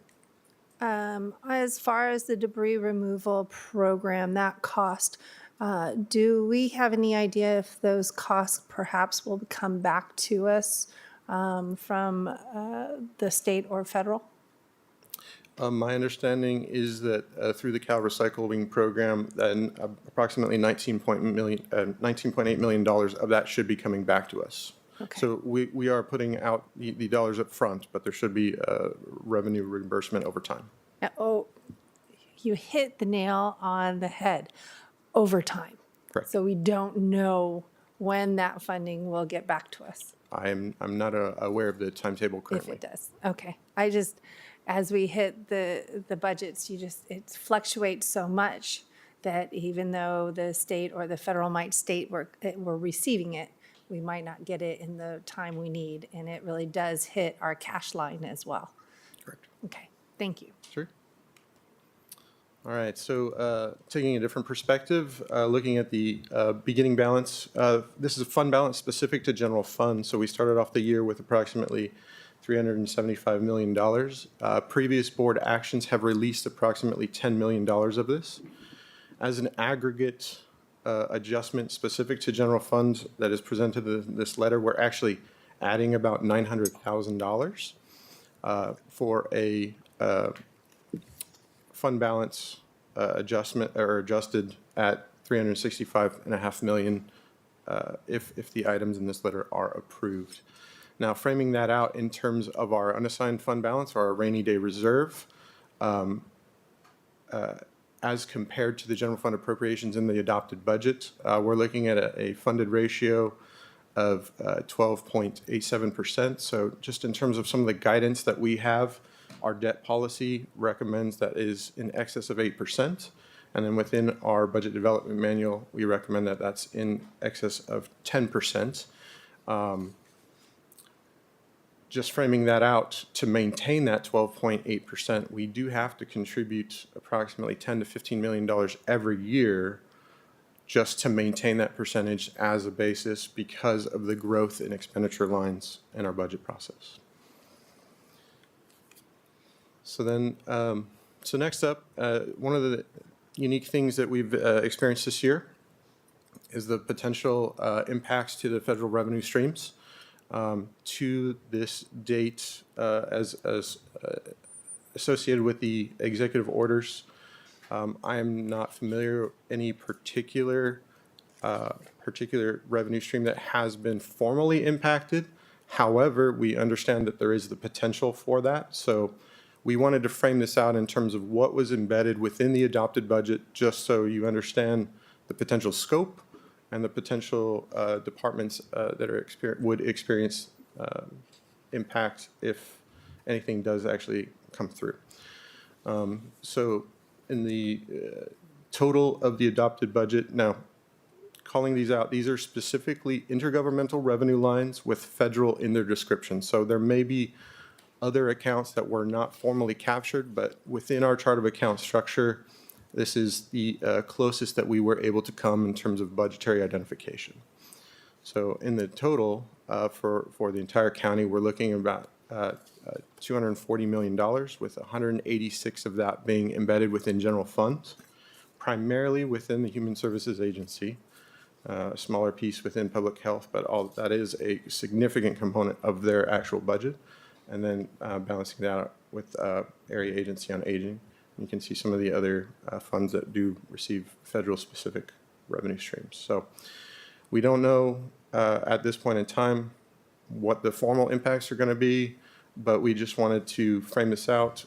Specific to general fund, that $186 million is approximately 12% of the overall revenue budget. So material in size, and as we learn more, we will absolutely report back. All righty. So now I will pass it off. I believe Dr. Cho is presenting this item. Thank you. Good morning, Chair Parvin, CEO Dr. Johnson, members of the board. For the record, I'm Teresa Cho, the Director of the Healthcare Agency, and I'm here today to present to you the VCMS, or Ventura County Medical System's mid-year report as of December 31st of 2024. So this is for the first 6 months of the current fiscal year, and I'll start with our income statement. So I know these numbers are a little bit small, but I'll start with the bottom line first, which is on row 13. So I'm pleased to share with you that VCMS's net income at the mid-year comes in at a positive $1.2 million, which compares favorably to our budgeted net income of $209,000. You'll see that in the one column right over, and is also favorable compared to the $3.9 million loss that we had incurred around this time 1 year ago. So how did we get here? If we start with the total operating revenue, and this takes us up to row 4 of $359 million, that marks a 10% or $33 million improvement over the prior year, demonstrating strong growth in the system. Compared to budget, we're right there at budget for this time period. Moving on to the expenses side, on row 9, I want to start with the largest unfavorable variance, which is pharmaceutical expenses. These exceed budget by $3.3 million. They remain a concern across the healthcare industry, as I'm sure you've heard. This tremendous increase, which is at a rate greater than inflation, is despite our participation in the 340B program, which is a program designed to keep our drug costs low in the safety net system. The good news is that if you look on row 5, salaries, benefits, and registry are combined are $7.9 million lower than budget. And although purchase services in row 8 are an uptick of about 3%, those two items together represent a $5.5 million lower than budget amount, really reflecting the overall efforts of the team to contain costs in the face of growth. And then lastly, on row 10, of note, the interest expense there, as Brian Freeman just explained, the $6.7 million now does include an expense assessed on the general fund advance in an interest payment that is included there. That started in July of 2024.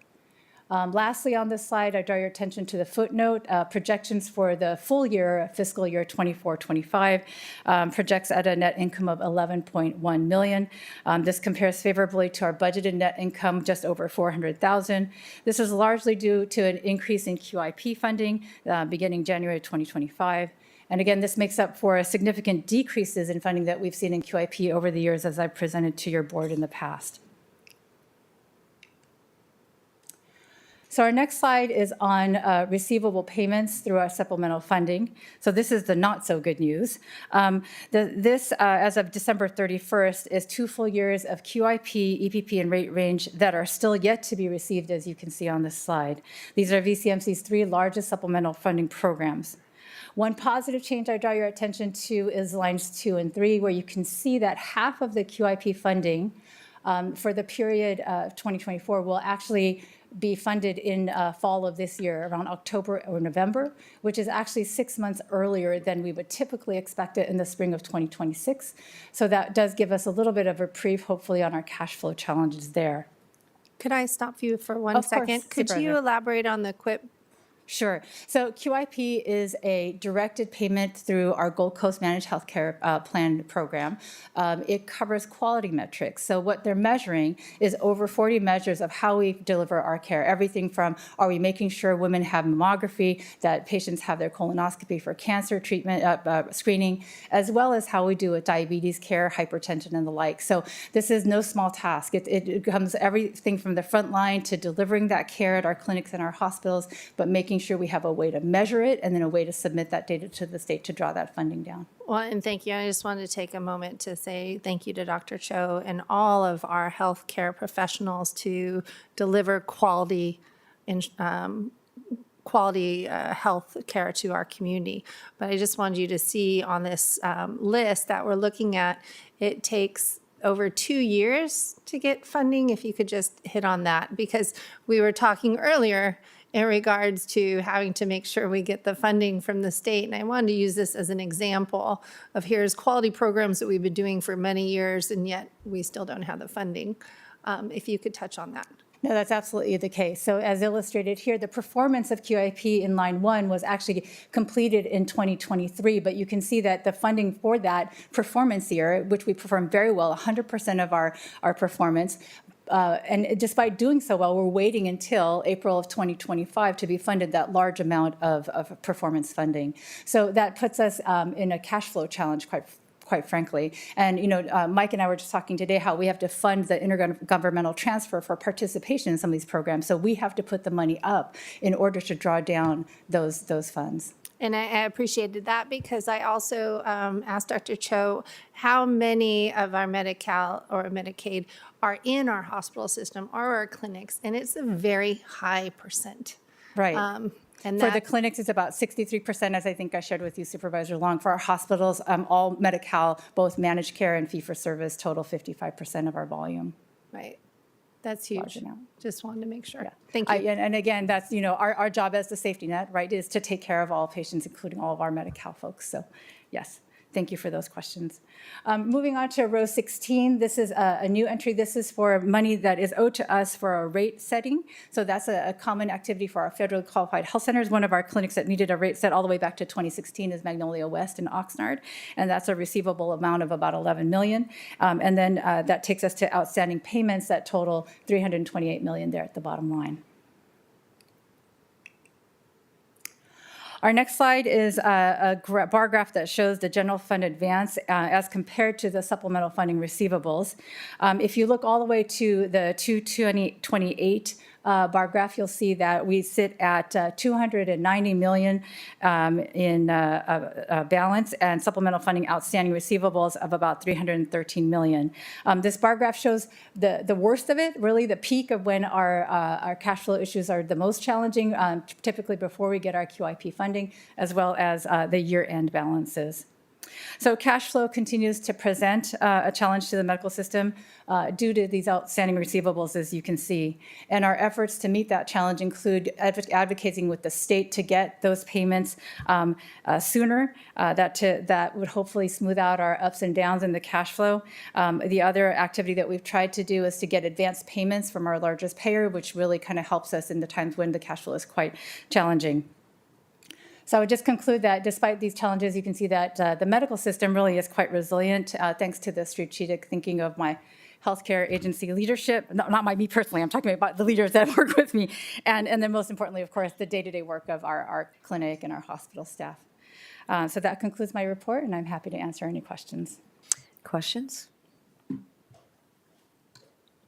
No questions. No questions. All I right. would advise, if you have any questions on the hospital system, our oversight meeting is a public meeting. Yes. I think it's really important because the policies that we make here on the board is extremely important for the well-being of our constituents. And just wanted to say thank you to our doctors, our nurses, our staff for providing that care. Nowhere, if it's our hospitals, our clinics, or out in the community with all the health cares, we had that today. I just really appreciate it, working with public health. I am sure I'm letting everyone out, but it's a lot of teamwork to get this done, so thank you. I appreciate that. Thank you. Thank you. We have no public speakers on this item. I mean, we don't have any So- requests to speak for this item. Thank you. All righty, so we talked about where we started the year. We talked about where we think we're going to end the year. Now we're talking about where we're going from here. So we're finishing up a few of our target meetings with department staff this month. We have, I think there's 2 left. We're going to come back to your board in April to do a report back on the general fund forecast so you know where things are heading. Going to be presenting rates and fees late May.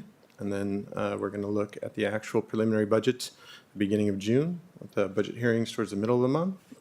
And then the final wrap-up, essentially the year-end board letter for that'll have information through Q3 will be presented at the end of June. And so that's where we're heading. If there's any questions, I'm available. Thank you. So this is a receive and file item. We're going to do an approval because there's more than one recommendation. Oh, all right. I'll motion staff recommendations. Does that capture all of it? Yes, ma'am. We have a motion. We have a second. Item 44, moved by Supervisor Long, seconded by Supervisor Levere to approve staff recommended actions. Please vote. Thank you. And that carries unanimously. Looks like we're up to board and county executive officer comments. Dr. Johnson, number 47, are you ready? Okay. Thank you, Madam Chair. So comments for today. On last week, I was able to provide opening remarks on the Dementia Beyond Drugs and Disease Symposium in Oxnard. The theme was changing the culture of care for persons with dementia. It was a very informing day. There were attorneys there, there were experts from across the country there that talked about the need to adjust the lens in which folks approach dementia care. And because we have an aging population and many people moving forward that will be dealing with this, how important it is to have these discussions now and really think about the way care is provided in our long-term nursing care facilities. This was put on by the Long-Term Services of Ventura County, our ombudsman. And so that was a really great day to spend with them and honor the work that they do as well. Also last week, the Women in Business Conference at Cal State Channel Islands as part of International Women's Month. The West Ventura County Business Alliance hosted this conference on Friday, March 7th. Again, I had the opportunity to spend the morning there and be a part of a interview with Miss Allenette, talking about the incredible women here in our county and beyond and their accomplishments.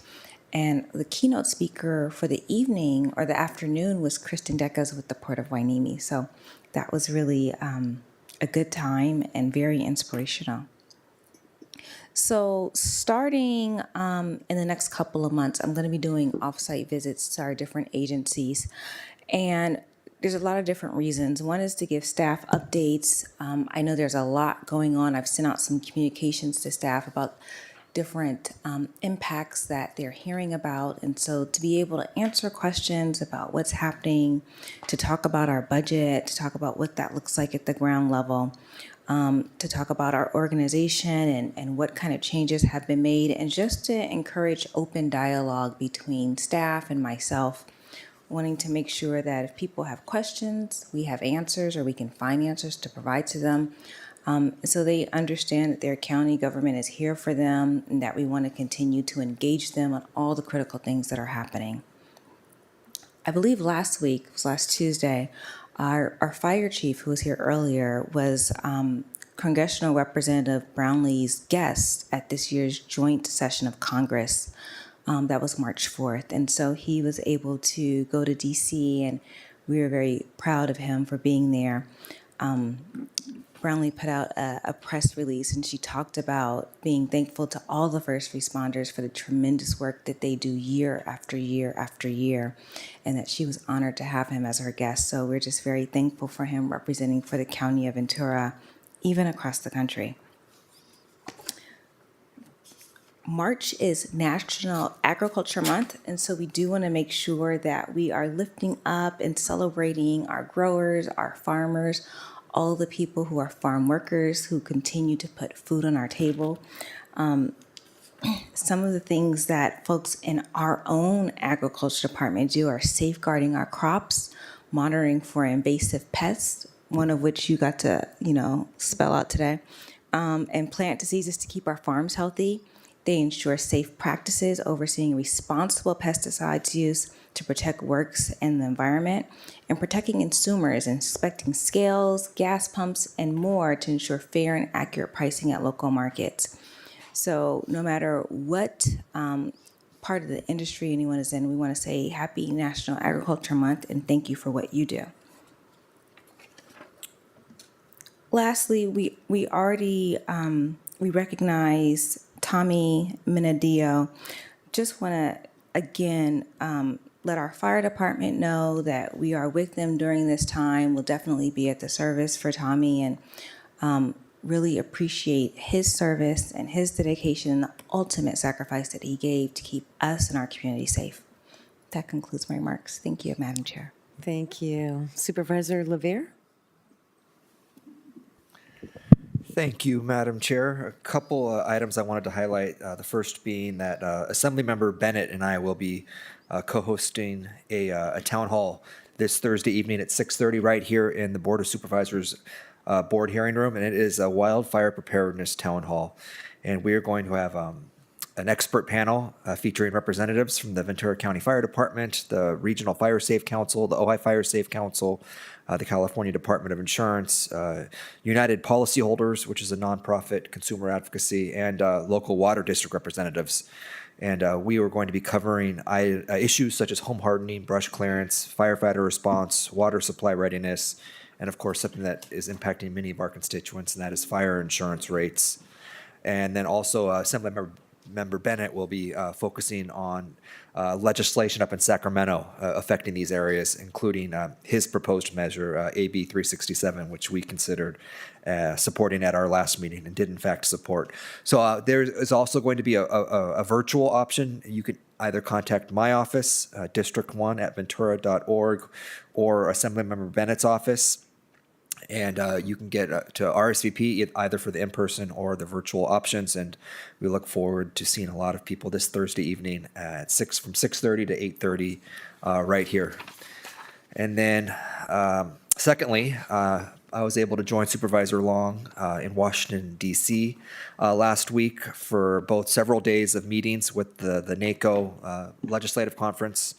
I serve on the Community Economic and Workforce Development Steering Committee, and we spent several days meeting on policy resolutions and platform changes, which are shaping NACO's federal advocacy, dealing with issues such as affordable housing, community revitalization, workforce development, and also in terms of workforce development, also some innovations on tying workforce development and housing together. And so really important meetings, made a lot of progress, and then was also able to spend a few days meeting with our local legislators to advocate for Ventura County issues. Was able to spend time with the staff members of Congresswoman Brownlee, and then also had an in-person meeting with Senator Schiff. We're able to, as we just heard from the budget presentation, the mid-year, many federal revenue streams coming into Ventura County, which are incredibly important to hundreds of thousands of our local residents, and the importance of making sure that we keep those streams coming because when you look at them at the human level, we're talking about people's health care, people's food, people's care, public health care. So many important issues are impacted by our federal revenue streams, and we're able to kind of impress that upon our local leaders and how important it was to fight for those continued streams. And then lastly, Madam Chair, I'd ask that we adjourn in honor of the list, of the individuals on the list I provided to the clerk. Several people I want to mention, one being Rufus Fink, who had a 30-year military career, retiring as a lieutenant commander. He was a chaplain during some of the most pivotal moments of our modern history, including World War II, Vietnam, and throughout his storied and honored career, he received so many commendations, including the Combat Action Ribbon, the World War II Victory Medal, the Armed Forces Expeditionary Medal, a Republic of Vietnam Service Medal with 3 stars, and the Vietnam Gallantry Cross Unit Citation. So we're thinking about the Fink family. Also, Marilyn Fink, who worked 45 years for the Ventura Police Department. Retired, and they brought her back. That's how important she was to the VPD, but she passed, and we want to recognize her nearly 5 decades of service to law enforcement in Ventura County. Nancy Lee Whitman, who is the mother of Ojai City Councilman Andy Whitman and also Mark Whitman, both who are incredibly engaged, important residents of the Ojai Valley, who given both of these individuals have given so many years of service to the Ojai community. So we're thinking about both Andy and Mark on the passing of their mother. And then lastly, Harry Maynard, who was, I'd take me 10 minutes to read through everything he has done just in service to the Ventura community. Everything from leadership roles in the Chamber of Commerce, the Buenaventurans, the Ventura Civil Service Commission, the Redevelopment Agency, American Legion, Downtown Lions, the Farm Bureau, the Ventura County Fair Board Directors, and Community Memorial Hospital. But just spent decades and decades of service to the residents of Ventura County. So we're thinking about the Maynard family. Thank you. Thank you. Supervisor Lopez? Thank you, Chair. Share a bit of what's happened that I've attended, starting with the second anniversary celebration of Nate's Place located over in Fisherman's Wharf. It was a really great turnout. They had about 200 people in attendance, and keynote speaker Kevin Briggs, who is a retired CHP officer who worked at the Golden Gate Bridge for over 20 years, trying to prevent suicides from the bridge by supporting people. And it was just a really great presentation, very encouraging to those in attendance. I also attended the opening ceremony for the first robotics competition that concluded this past weekend at the Fathom Works building at the Port of Wainimi. And there were over 53 high schools, and I believe 3 countries, or 3 other countries represented, including, I believe, China and Mexico had teams. So it was just a lot of energy, really good event. I held my Youth Advisory Council meeting on March 3rd, and want to thank the DAI team who came out to do a development exercise. So I want to thank Kate English and Lucas Saucedo for helping the youth really develop their skills and how they're working and using their voice. And we also had a presentation by the Mayor Pro Tem of Oxnard, Gabe Turan, and Oxnard Councilmember Michaela Perez, who shared about what the city is doing. And this coming Monday, we have a public safety panel with participation from our Sheriff's Office and the Oxnard Police Chief and the Port Wainimi Police Chief as well. Last week, the CSUCI University Glen they held a town hall to talk about the Laguna Fire evacuation. And I wasn't able to attend, but my staff was present and engaged in the conversation with the town hall being led by CSUCI Police Chief Drake Massey and Emergency Manager Maggie Tugas. It sounds like there was a lot of feedback, including appreciation of the quick response from our county fire department to to the emergency, putting out the fire, and the support of our Human Services Agency and setting up the temporary shelter for kids and seniors to be picked up by family members, and being able to go back home. So just want to thank everyone in that response, and looking forward to ways that we can improve the system in responding to those emergencies. And I also attended the opening day for the Oxnard Youth Baseball at Westwood Memorial Park in Oxnard. So just want to wish all the baseball teams and little leagues out there the best of luck, and hope they have a really great season. And lastly, I have submitted a number of names that I request we adjourn in memory of. Thank you, Chair. Thank you. Supervisor Long? Thank you, Chair. I first of all want to just start with thanking Dr. Johnson for being the opening speaker for our Women's Business Conference at Cal State University Channel Islands. It was a very inspirational conference. Ariana in my office came back fully inspired. And what an important task to do is to inspire a room full of women to do more and to be more. And I just wanted to say thank you so much. Also, I heard that Ms. Dekas did a wonderful closing and shared some very personal stories. And I just think it's really important. We just, everyone always says that we just do, but there's a way we get there, and how we support each other so that we can do it is really impactful. So remembering to share those stories, I think, is important for people to see that everyone can do wonderful things for our community. And so just wanted to say thank you. Another call out is to our amazing team of Public Works and Roads and Transportation. As you know, storms hit. We'll be having a couple coming up this week. Or let's just call it rain. I would like to just call it rain. And if you're ever in El Rio, you'll know that there's flooding that happens. And so our very own Public Works, Roads and Transportations has really done some great work for sidewalks and to make sure the water is draining properly. And I hope everyone read the front page of the story. When it's a big story, it's going to be on the front page. And our very own El Rio and Public Works was there talking about how we've reduced the flooding. And so maybe there's a couple puddles, but that's a huge success for an unincorporated area. And I want to applaud everyone for that. Second, also, I was at the National Association of Counties. I spoke for a Health and Human Services and Education Committee. And then also I serve on the large urban counties where Catherine Barger, our supervisor chair for LA County, called me out, and also Ventura County for their support. And wanted to say thank you to everyone. Our firefighters really did a big job out there, and really do appreciate it. I also brought some booklets because as being also with the California State Association of Counties in our working for all of you, we are really trying to do regional support.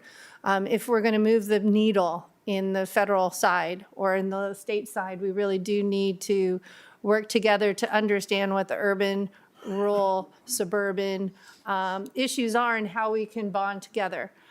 Protecting and strengthening the safety net of our community is important.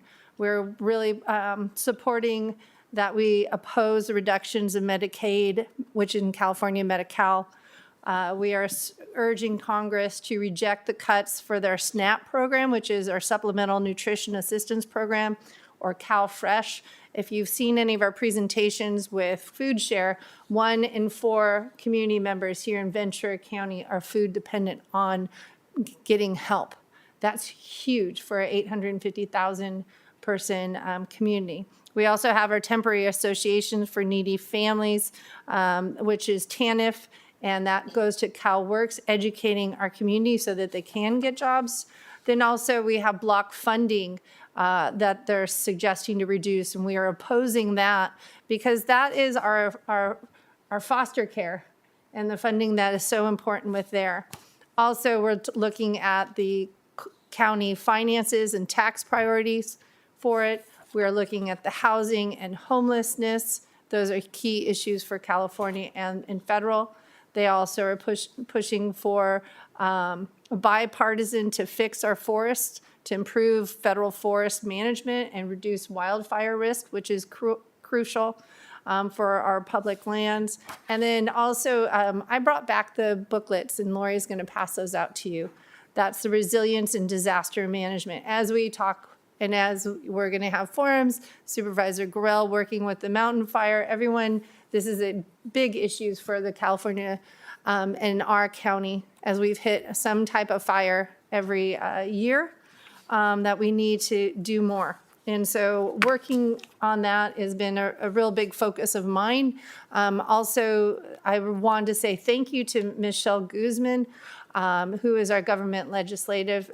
She is working with all of the legislators for our Southern California region to ensure that we get the coverage that we have. And I wanted to make sure everyone gets their legislative updates weekly from her.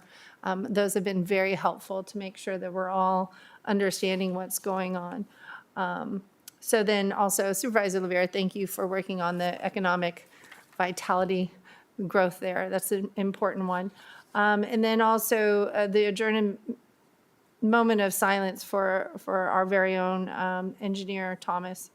That was really special. So thank you, Chair, for doing that. I really appreciate that. And then I will adjourn in memory of those on my list that I've submitted to the clerk of the board. Thank you. Supervisor Gorell? Thank you, Madam Chair. Just briefly, I do want to recognize on February 8th, the Thousand Oaks Elks Lodge held their law enforcement and firefighter recognition event, and the recipients this year were Victor Lowe, Ventura County Fire Department Battalion 3 Firefighter of the Year, and Deputy Myron Bennett, the third of the Ventura County Sheriff's Department, East County, received Deputy of the Year. I want to congratulate both of those public safety leaders. On March 4th, the Teacher of the Month was recognized publicly, and that was Adam Payne, 27 years of service at Redwood Middle School in Thousand Oaks. I just want to congratulate Adam and send our positive thoughts. On March 8th, many of us here in this room attended For the Troops. It was their annual military tribute gala honoring, this year they were honoring in particular World War II and Korea veterans. I was honored to introduce about 10 of them, two of whom were over a few of them were over 100 years old, and two of them were 104 years old and going strong. Just great veterans of two monumental wars. On March 15th, is coming up this weekend, my team will be hosting and coordinating a Santa Rosa Valley Trash Cleanup Day, and that starts at 9 a.m. We're going to meet at Santa Rosa Technology Magnet School, and we're going to clean up trash for a couple hours along the road and along the trailheads. Also on March 15th, I want to do a shout out to Senior Concerns. It's one of our most impactful and most well-respected local organization, and they are celebrating 50 years of service on March 15th. We're going to try to recognize them at an upcoming board meeting briefly. And then lastly, I'm going to try to make it this weekend and say congratulations to somebody that most of us know, Captain Kevin Lynch, who is retiring from the Ventura County Sheriff's Department after 30 years of service, and just a great leader, a great deputy, and a good friend. So I'm trying to make it out to his retirement party, and I just want to say congratulations to Kevin. Last but not least, I'd asked the board to join me in adjourning in memory of those names I've submitted to the clerk of the board, and in particular, just saying our gratitude for the service and the sacrifice to Tommy, our firefighter engineer's family, and to all of his friends in the department. And with that, thank you, Madam Chair. Thank you. I participated in making care packages for the active servicemen and women, along with the Rotary Club of Moore Park and the Rotary Club of Simi Sunset for the Troops, which was the event you were, which is a nonprofit organization in Simi Valley. They have sent, since their inception, over 300,000 packages. It's pretty special. it's actually kind of fun packing the boxes. You try to get as much as you can get in that box. I had a lot of fun, except the guy that does the shipping said you're stuffing them too much. I also spoke at Fred Thomas's celebration of life. Former mayor, or was the mayor of Simi Valley, recently passed away while in office. It was a beautiful tribute. They had so many people that came out for him. It was great. They came from everywhere. I also participated in the Ventura Council of Governments Regional Broadband Initiative, where we discussed key findings from the report resulting in VCOG's LADA grant. I participated in the Carpet America Recovery Effort, also known as CARE, at the Simi Valley Landfill Recycling Center, commemorating a public-private nonprofit partnership for recycling carpet. They actually lose money recycling the carpet, but it's better to see it being recycled than out along Ventura County in areas that are very difficult to get to. So I appreciate the step that we're making towards sustainability. And then I also attended a virtual Department of Energy scoping meeting related to the Santa Susana Field Lab. I took a tour and was briefed at the Simi landfill on their due diligence and compliance while receiving the debris from the recent Mountain, Eaton, and Palisade fires. I participated in the Association of Water Agencies Ventura County meeting. I also participated in a monthly Chamber of Commerce Government Relations meeting where I shared recent updates of what's going on in the 4th District, as well as what's going on here in Ventura County overall. I met with a new international company. Actually, they're from Canada, moving to Moore Park in the aerospace industry. They're going to be bringing 30 to 50 jobs. It's a really good, great company. I participated in the VCTC meeting where we spent a lot of time discussing call boxes on our freeways. There's a lot to be said about that.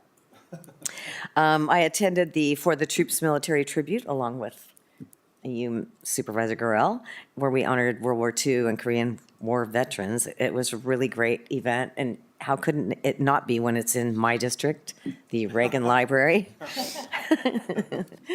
Barely. I always like to tease you about that, barely. That's all that matters. All right. This Thursday, the Moore Park Chamber is hosting a town hall panel to discuss PSPS events.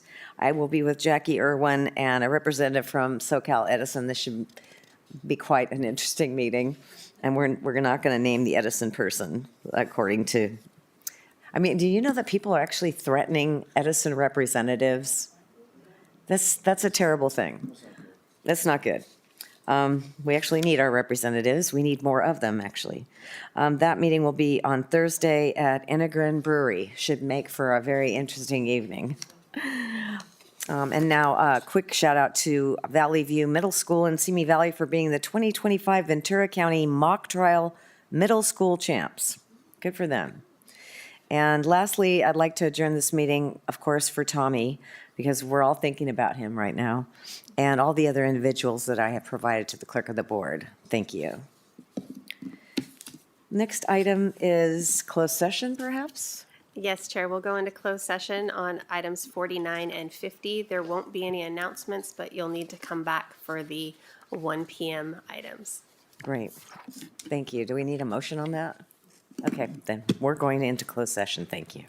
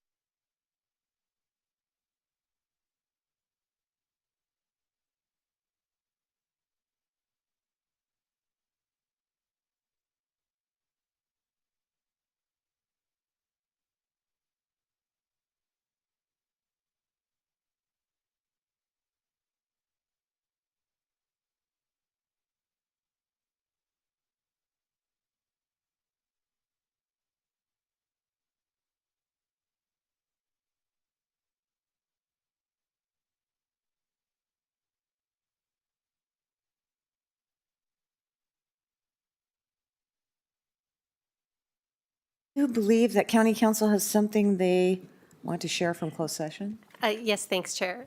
We have a brief announcement out of closed session. The Board of Supervisors, having met in closed session, there are no reportable announcements except as to item 49, for which the board by a unanimous vote has authorized seeking California Supreme Court review of the appellate court decision. Thank you.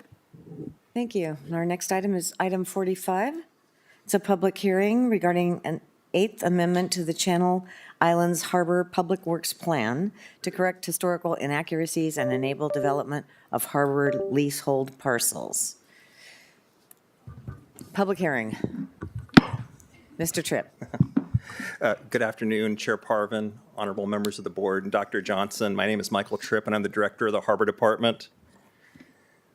Today's agenda item number 45 is a minor amendment to the Channel Islands Harbor Public Works Plan.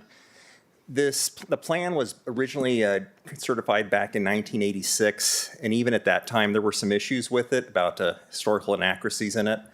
And so when we were working on the Carl's project, we were speaking with Coastal Commission staff, and they asked us, before that project is heard by the Coastal Commission, if we would make some of these minor changes. The first change is regarding a view corridor. If you look in the bottom right hand of your screen, the red view corridor that's shown there, it currently doesn't exist. And if you look at the top left hand of your screen, this is what you would see if you were driving along Victoria Boulevard and you looked down that view corridor. There's both buildings and trees in the way. And then even if we removed the buildings and the trees, because of the grade elevation, you still wouldn't be able to see the water. And there is a requirement in the Public Works Plan that at least 25% of the land has to be dedicated to view corridors. So if we did remove this view corridor, it would change that from 31.83% existing to 31.18%. So we'd still be well within the 25% required. And one more thing I'd like to mention, while the view corridor from the street is not visible, there is one from the land side. You can see here it's about 4 to 5 feet wide, going up to 7 feet wide in places. The project actually intends to expand that view corridor to about 20 feet wide. The second thing that we would like to amend is there's a title at the end of the Public Works Plan that it's Appendix A, and it explains what exactly is supposed to be existing at the harbor. And what it says right now is that there's 15,926 square feet on the Fisherman's Wharf site, which is not accurate. There's actually about 48,218 square feet there. We're not sure why, even when it was certified, 15,000 wasn't correct. So we're not sure where that number came from. But the Coastal Commission asked us to correct it to what's proposed on the site right now, which is a project that's 60,765 square feet of visitor serving uses. And lastly, this is one that we would like to do just because we're going to have one lessee taking over the entire parcel now. Basically, if you look at the bottom right-hand part of your parcel right here, the Fisherman's Wharf site is broken up into 4 parcels, parcels V, V1, V2, and V3. We think that's unnecessary because it's just going to be one lessee. So we'd like to just combine all those parcels with the same size, but have them just be parcel V. Now, when we first... there was one slide that was missing here, but when we were first proposing this project to the board, we also included a change to the Public Works Plan that would have had the maximum height on the parcel be 51 feet. This wasn't to accommodate any new buildings. The new buildings were all proposed to be 35 feet. This was to accommodate an existing structure we'd like to keep, which is the lighthouse, which is currently 51 feet tall. However, when the Coastal Commission reviewed our draft amendment, they told us as long as we don't do any major changes to the lighthouse, they don't mind it remaining on the site. And so they asked us to take that amendment out. So we are withdrawing that part of the amendment, and we're keeping it at 35 feet for the entire site. And that's the conclusion of my presentation. I'm available for any questions you have. Can I ask a clarifying question? Sure. In regards to the 51 feet for the lighthouse, is that still in plan for the Carl project? We do plan to keep the lighthouse there. It's kind of an iconic site, and so that's one building we'd really like to keep there, even though it is technically legal non-conforming right now. Okay, so what the plan is that everything, all the buildings will be consistent at 35 feet or lower, and then the lighthouse would be the only remaining thing that's at the height of 51? Or Correct. lower? That's right. Depending on whatever you rebuild it to. Right, everything that we're rebuilding is going to be 35 feet or lower. Okay, great. I appreciate that. Thank you. You're welcome. Supervisor Lopez. Thank you, Chair. Thank you, Mr. Tripp, for the presentation and the clarification on the height limit. Just curious in terms of the process with today's hearing, what comes next in the project? This is definitely one that has been anticipated by a lot of our community members, especially in the harbor area. So just if you don't mind just sharing what the next steps will be. The next step would be to go to the Coastal Commission. So typically when you have a Public Works Plan amendment, if it's changing something that's not consistent with the Oxnard Local Coastal Program, we would have to go before their Planning Commission and before their City Council to have an amendment to that plan before we could move forward. But because the proposed use is all consistent with the City of Oxnard Local Coastal Program, we don't need to go through their process. And so we would go to the Coastal Commission, they would set a hearing date, and their commission would hear it. And after that, we would go to the City of Oxnard to get building permits. So at this point, after today's hearing, then you can move into the building permits, unless there's any other issues that come up? Well, we do still need to have the Coastal Commission review it. Okay, so that hasn't happened. Right. Well, Okay. the staff has reviewed it. And, the staff is supportive of the project, but their actual commission still needs to review it. They asked us to take care of this amendment first, and then they wanted to hear both the project and the amendment at the same hearing.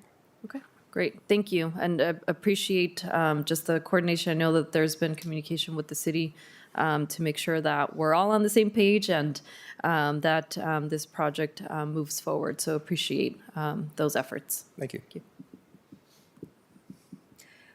Well, I have a question for you. It's relative to parking, because it appears that some of the parking's going away, the former parking. Well, the parking that was actually in Fisherman's Wharf, the parking that's within the building, around the buildings, that parking will be going away. But we've done a traffic study, and the parking lot that's directly south of it, it has enough spaces that it can accommodate all the parking for the Fisherman's Wharf project. So would all the parking be in just one end of it and not kind of in the center? It's all on one end? That's correct. So how do you yes. guarantee people going to the other end? I mean, how do you attract people to go to the other end? Just having, great things for them to do in there. That's the idea. I've spoken to the people who actually want to run this facility.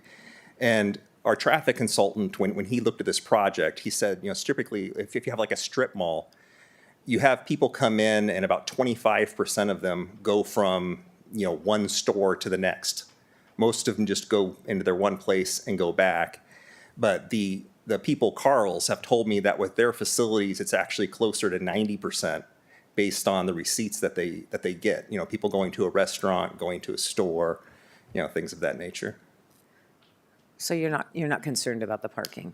No. Okay. And actually, we've looked at the parking, and I think, the biggest problem might be that, people are going to love to come to this place, and we'll have to figure out a different way to get them there, whether it's by, transit or water bus or shuttle or things of that nature. Okay. I'm glad you're worrying about it. Thank you. Any other questions? No? No speakers on this item? Chair Parvin. We do. We currently have a couple speakers for this item. A first speaker is Ryan Grau. Ryan, I also have you for 46.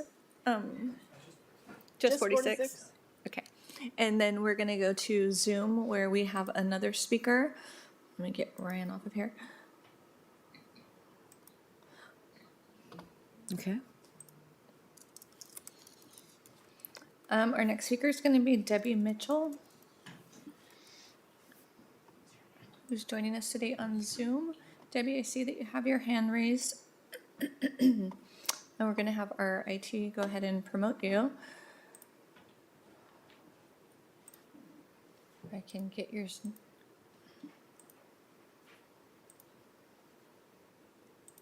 Hi, Debbie. Thank you. I see that you've been promoted. I'm going to set your time to 3 minutes, and you'll be able to give your comment. Okay, Debbie, please proceed. Thank you, and good morning. My primary concern is actually moving this forward, and so the correction, of these parts. I'm glad that the Coastal Commission is allowing the Public Works Plan to not increase the height throughout the entire development, and to still allow the lighthouse. So in that sense, I'm fully in favor of this, for moving this together. It's an honor that we have, a visitor serving development that's coming in. I do hope that the harbor department and the developer are working closely with the city, on these changes and on the upcoming development. And that the Public Works Plan in general is reviewed for other carryover inaccuracies, because there seems to be in other parts of the Public Works Plan things that probably should be closely looked at. And that's it. Other than that, I'm completely in support of this amendment. Thank you. Thank you. Okay, I think we have another speaker that's being added to the queue right now. It's just not showing up in my queue. I believe Steve Kenny? Mia? Can you activate him? Steve Kenny, you want me to add him? Oh, I can. Thank you. Chair Parvin, Supervisors, Dr. Johnson. My name's Steve Kenny. I'm the president of the Harbor Lessees Association. Sorry, there weren't any cards out front when I came in, so I don't mean to sneak up on you. So the Harbor Lessees Association, made up of everyone who holds a lease with the county around the harbor, which encompasses virtually all the land there. So this association represents virtually all the private investment that over the years has gone into the harbor to partner with the county in making the environment at the harbor what it is. I don't sense anything controversial about the amendments before you today, so I just wanted to take the occasion to kind of show the flag on behalf of the business community around the harbor. We, like I think virtually everyone else, have really kind of loved the direction that this project has been taking all along. And just look forward to, as Supervisor Lopez said, to the next step and the next step and on to completion. But please know that the business community there is fully in support of the direction that you're taking. Thank you for your time. Thank you. Chair Parvin, that concludes our public comment. Thank you. All right, thank you. Mr. Tripp, could I ask one other question? Since our businesses association is here, how is the project in alignment with the hotels being finalized and done? I know that's an important factor, this area with Fisherman's Wharf and the hotels and driving people to that area and built up nicely. Yeah. How is it going? I haven't heard anything. The hotel, they still do not have a loan for the project, and so they've been doing work, but they've been paying for it out of pocket.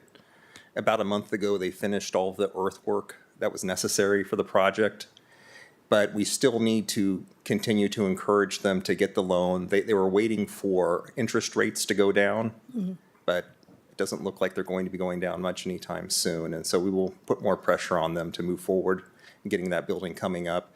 We would like to see them come online around the same time. We think that this business and the hotel complement each other well. And also the sloughs, we were doing that in coordination with the Fisherman's Wharf, getting all the rocks in place.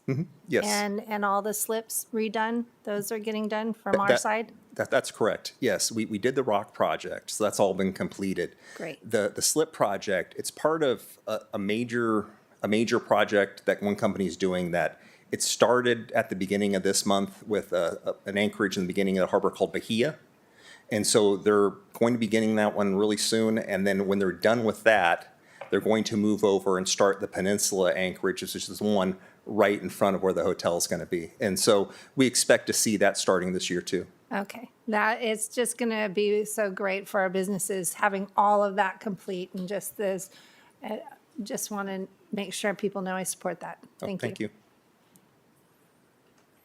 Thank you. No other speakers? No? Okay, Want to close the public hearing? we will close the public hearing. Entertain a motion. There you go. We have a motion, we have a second. Item 45, moved by Supervisor Lopez and seconded by Supervisor Long. Please vote. Thank you. Unanimously Thank you. passes. Next item is item 46. First read public hearing regarding adoption of an ordinance to place the classification of Fox Canyon Groundwater Management Agency Executive Director in the unclassified service. Yes. I think that's all I need to read, right? I can keep going because it's a very long description, but we can also read that. So, Marjorie, take it Good away. afternoon, Chair Parvin, members of the board, Auditor Controller, County Council, and our CEO, Dr. Johnson. I'm Marjorie Deal, your Manager of Classification and Compensation. Today, I'm before you with the following recommendations which support the county's strategic priority to attract, hire, develop, and retain a diverse workforce empowered to meet the needs of our customers. Our first recommendation is to establish 7 new classifications and salary ranges. Establishment of the 4 IT manager classifications is needed to improve succession planning for ITSD and to maintain competitive compensation throughout the series. There is no immediate fiscal impact, and these are management level, so no union involvement. Establishment of a new payroll specialist classification series will provide a consistent and clear description of the job duties for agency department staff who have overall responsibility of payroll functions within each agency and department. SEIU has approved these new classifications, and there is no immediate fiscal impact. Establishment of an executive director for Fox Canyon Groundwater Management Agency will allow Fox Canyon to recruit and select its own dedicated full-time executive director in place of using the partial services of a county PWA employee. The new position shall formally reside within the PWA as a county employee. However, the executive director will be completely focused on Fox Canyon business, and the position shall report directly to and be fully accountable to the Fox Canyon Board of Directors. There is no fiscal impact, therefore, to the county. Our second recommendation is to amend the job title of one classification, the Senior Deputy Public Guardian. This job title change corrects the title of Public Guardian Conservator classification that was transferred to Behavioral Health in 2024. This title change has been approved by SEIU, and there is no fiscal impact. Our third recommendation is to amend the salary range of the Deputy Chief Information Officer. The increase to the salary range of the DCIO is needed to prevent compaction issues with the new IT Manager 4, which I mentioned in recommendation 1. There are sufficient appropriations to cover any fiscal impact. Our fourth recommendation is to establish one position of maintenance engineer within the fire department, Fire Protective Services. This full-time position for a maintenance engineer is needed because the FPD has 2 new training facilities that require the service of somebody full-time. The FPD has requested the additional position allocation to properly maintain these new facilities. There are sufficient appropriations to cover any additional costs. Our fifth recommendation is to delete 5 classifications and salary ranges that are obsolete and no longer used. Obviously, there's no fiscal impact. Our sixth recommendation is to place the new classification of Fox Canyon Groundwater Management and Agency Executive Director in the unclassified service. This is the first hearing, and a second hearing has been set for March 18, 2025. Our seventh and last recommendation is to amend Exhibit 1 of the Management Resolution to add the newly established classifications described in our first recommendation above. And this concludes any comments, and I am open to any questions you may have regarding any of our recommendations. Thank you. Questions? No questions. Okay, do we have a Chair Parvin, we do have public comment for this item. Okay. We have one speaker, Ryan Grau. Good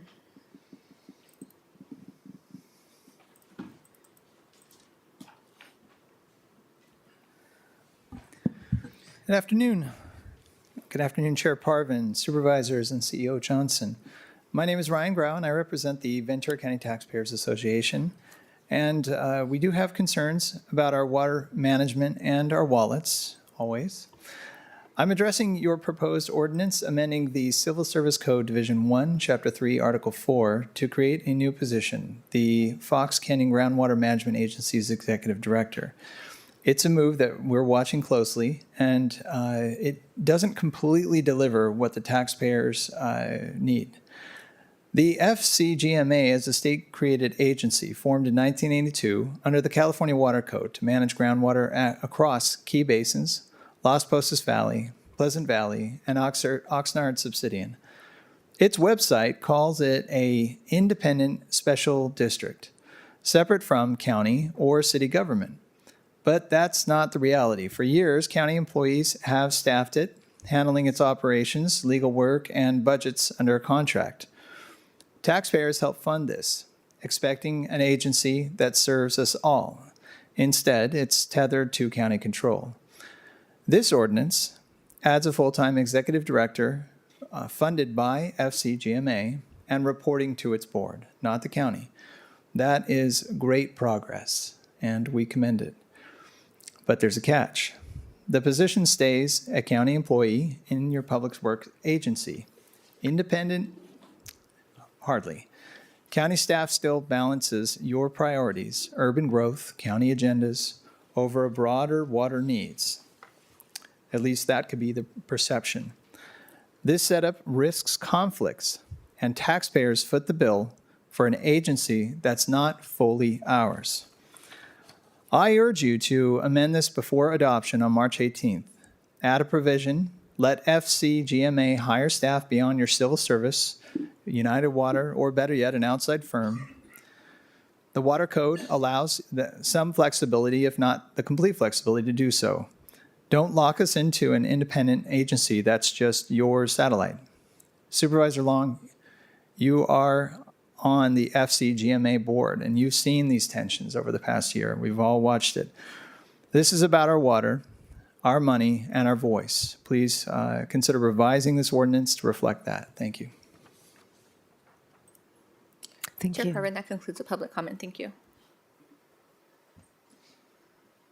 Thank you. And since my name was called out on that, I thought I might give my board some perspective. I really want to say thank you to our chair, Jean West, and also Arnie, who's here in the audience, who is our interim executive director, and Dr. Savette Johnson for really discussing how the best management practices should be for our board. We have been having open comments throughout our board meetings, and thank you to Supervisor Lopez also being the alternate. I know she tunes into this as well in regards to how best to manage this board. And I'm very happy that our stakeholders are all were there for this job placement and what the wording is. And thank you to our HR for that help to ensure that we have a leader that will be hired that people can trust and the organization of it. And I think that's where we always want it to begin, is an executive director that people can trust and be a good leader. And so that's where we're starting with. And we have letters from the Attorney General that states, based on legislation, not our own board's perception, that the executive director for the Fox Canyon has to be either hired by the county or by United. And so we were following those suits, and legal counsel, you can explain it, but probably better than I can. I'm going off cuff. But we are following all great procedures. And I want to say thank you to our stakeholders, really, for giving us the support as we're moving forward. We've been hiring some fabulous geologists and water people Notice I don't know all the titles because they're water people.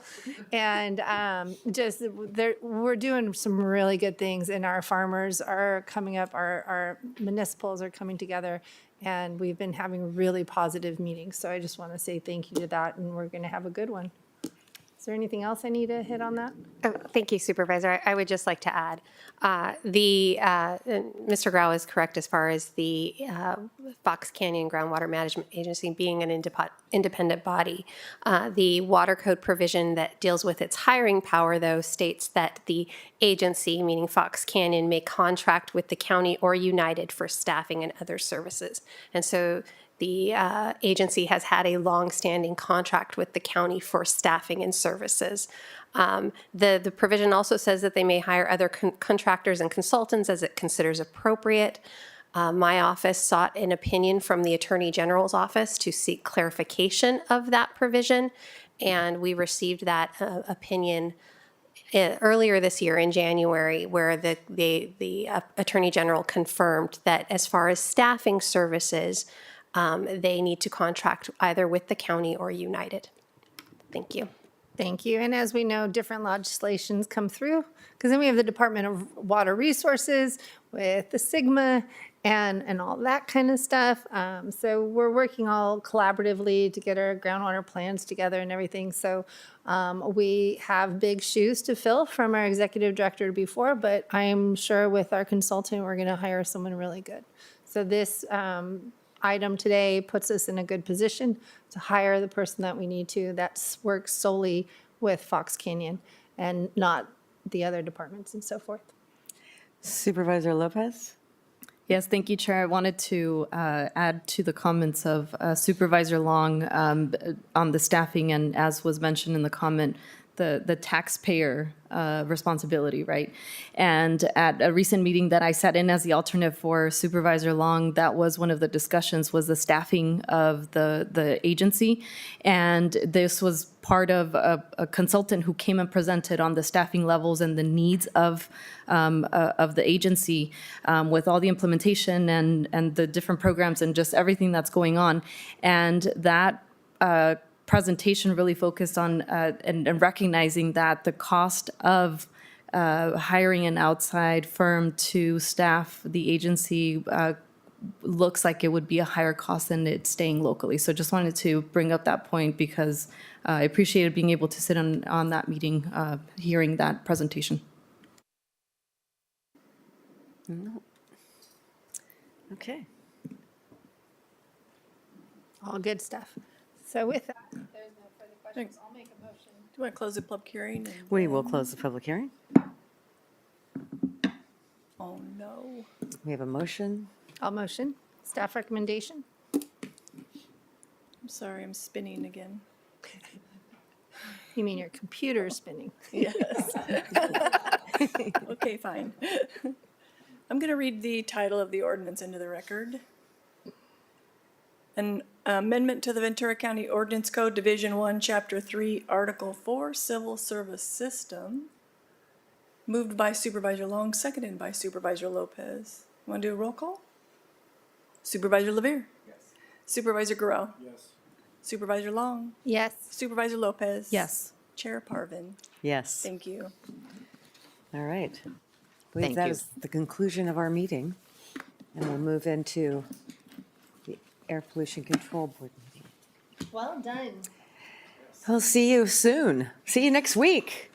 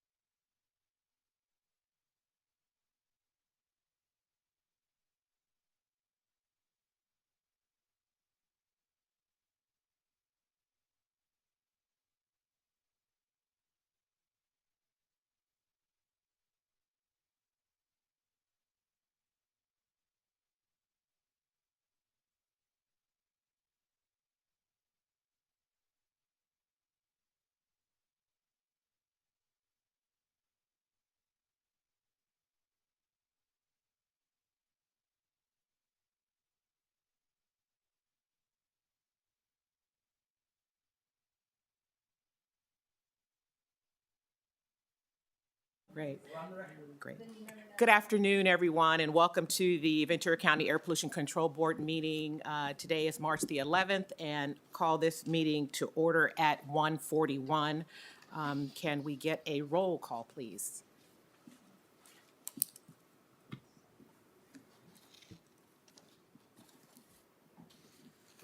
Board Member Chavez.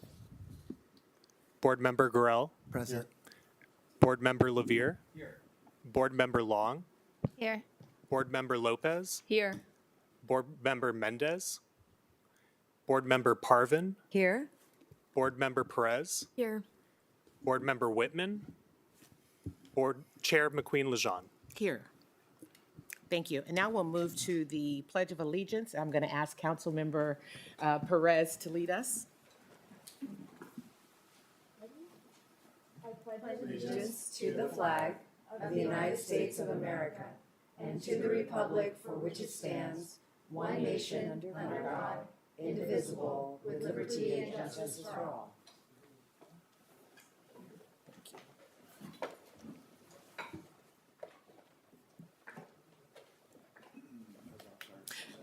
We'll now move on to the approval of our minutes from February the 11th.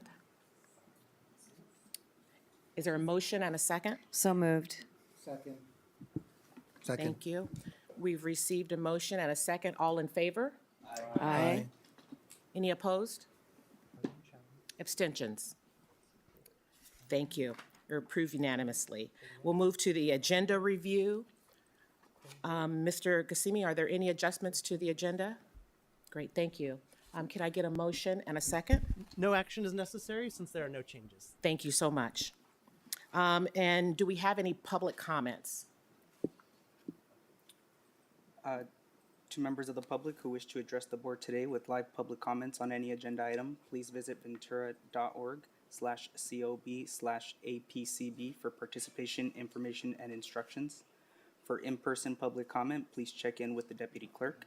If you wish to make comments, you must be in the boardroom, or if participating remotely, you must be connected to the meeting via Zoom or telephone before the close of the public comment period for that agenda item.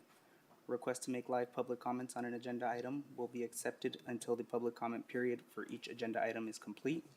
For our remote participants, please accept the prompt to be promoted and unmute your mic when it is your turn to speak.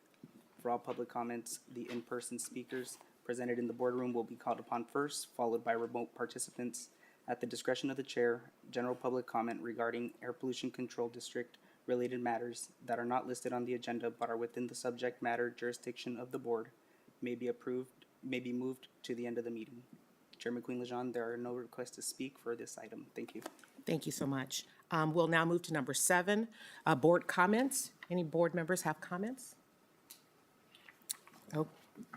If not, we'll move to number 8, our air pollution control officer comments. Mr. Gassimi, it's over to you.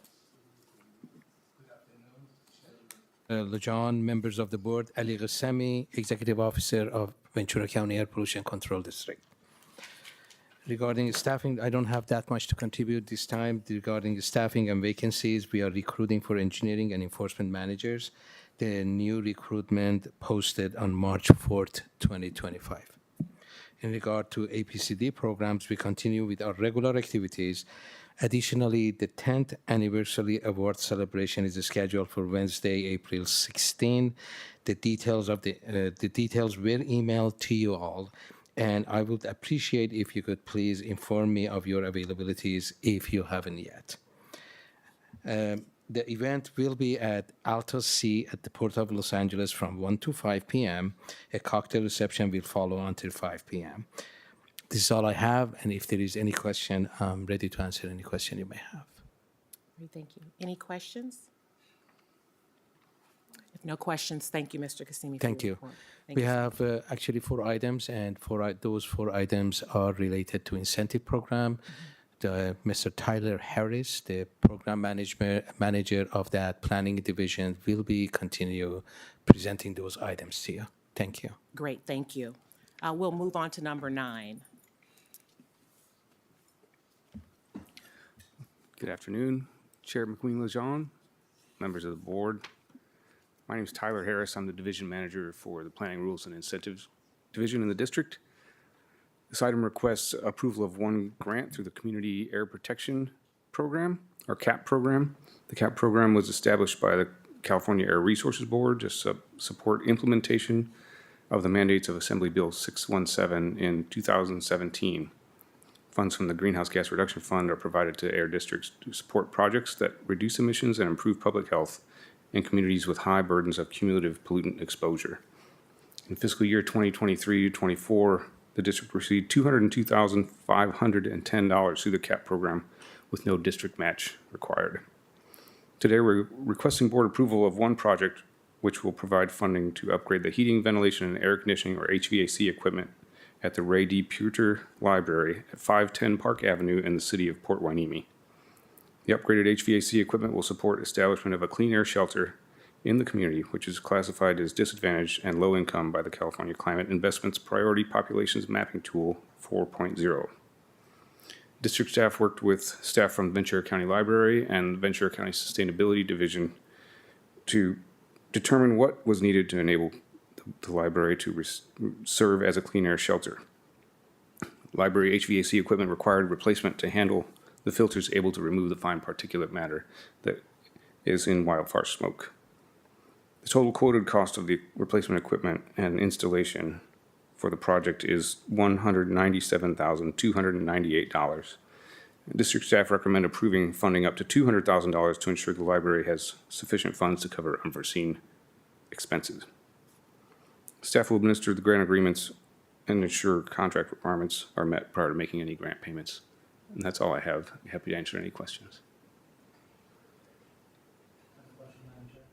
Yes, go right ahead, Mr. Chavez. Thank you. I'm just curious, since I'm new, what's the process for the application process for local organizations or cities and or agencies? So this is a bit of a unique situation because we have funds that are called pass-through grant funds. So we get money from the state, and the vast majority of that has to go to projects that are in the incentive program. And then we have a formal application process, and we review applications. We announce it through various avenues, review the applications, and choose generally the most cost-effective projects to reduce air pollution. In this case, this is money that's it's a little more flexible, and it's awarded as an implementation grant for implementing the goals of AB 617. So our director had been in contact with other air district directors through the California Air Pollution Control Officers Association, and found that there was other air agencies were using this money to create clean air shelters for their citizens. Since we've had a good amount of wildfire smoke impacts recently, we decided to just explore that option, and found that usually when doing that sort of project, you want to use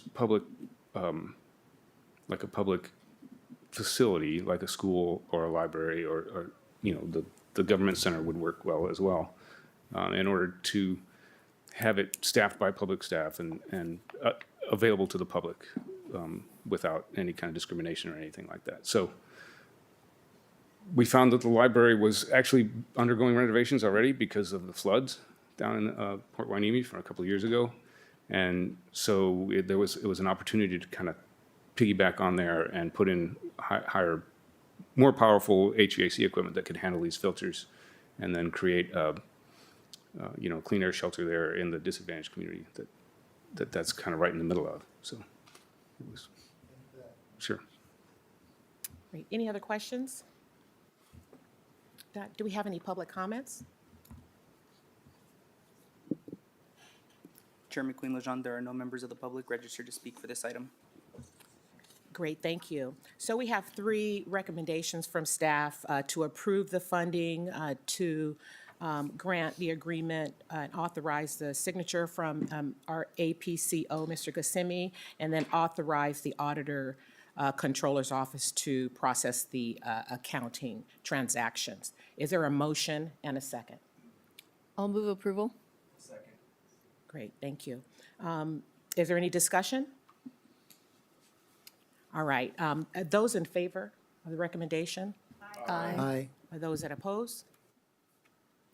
Abstention, I am going to abstain. This is actually in Port Hueneme, and as the mayor, I think I'll just abstain from that, just to keep it clean. And so you have our, great. So the motion passes unanimously. Thank you. We'll move on to number 10. Good afternoon, Chair McQueen Lejean. Again, Tyler Harris, Division Manager with the district. This item requests approval of 7 grants through the Carl Moyer program. Staff received 116 total applications for projects through the incentive programs in 2024. 10 of those were for marine repower projects. Today, we're requesting board approval of 7 qualified marine projects with a total grant value of $794,134 and a total cost of $1,326,832, including the applicant cost share. This is the 26th year that the district has administered the Carl Moyer program.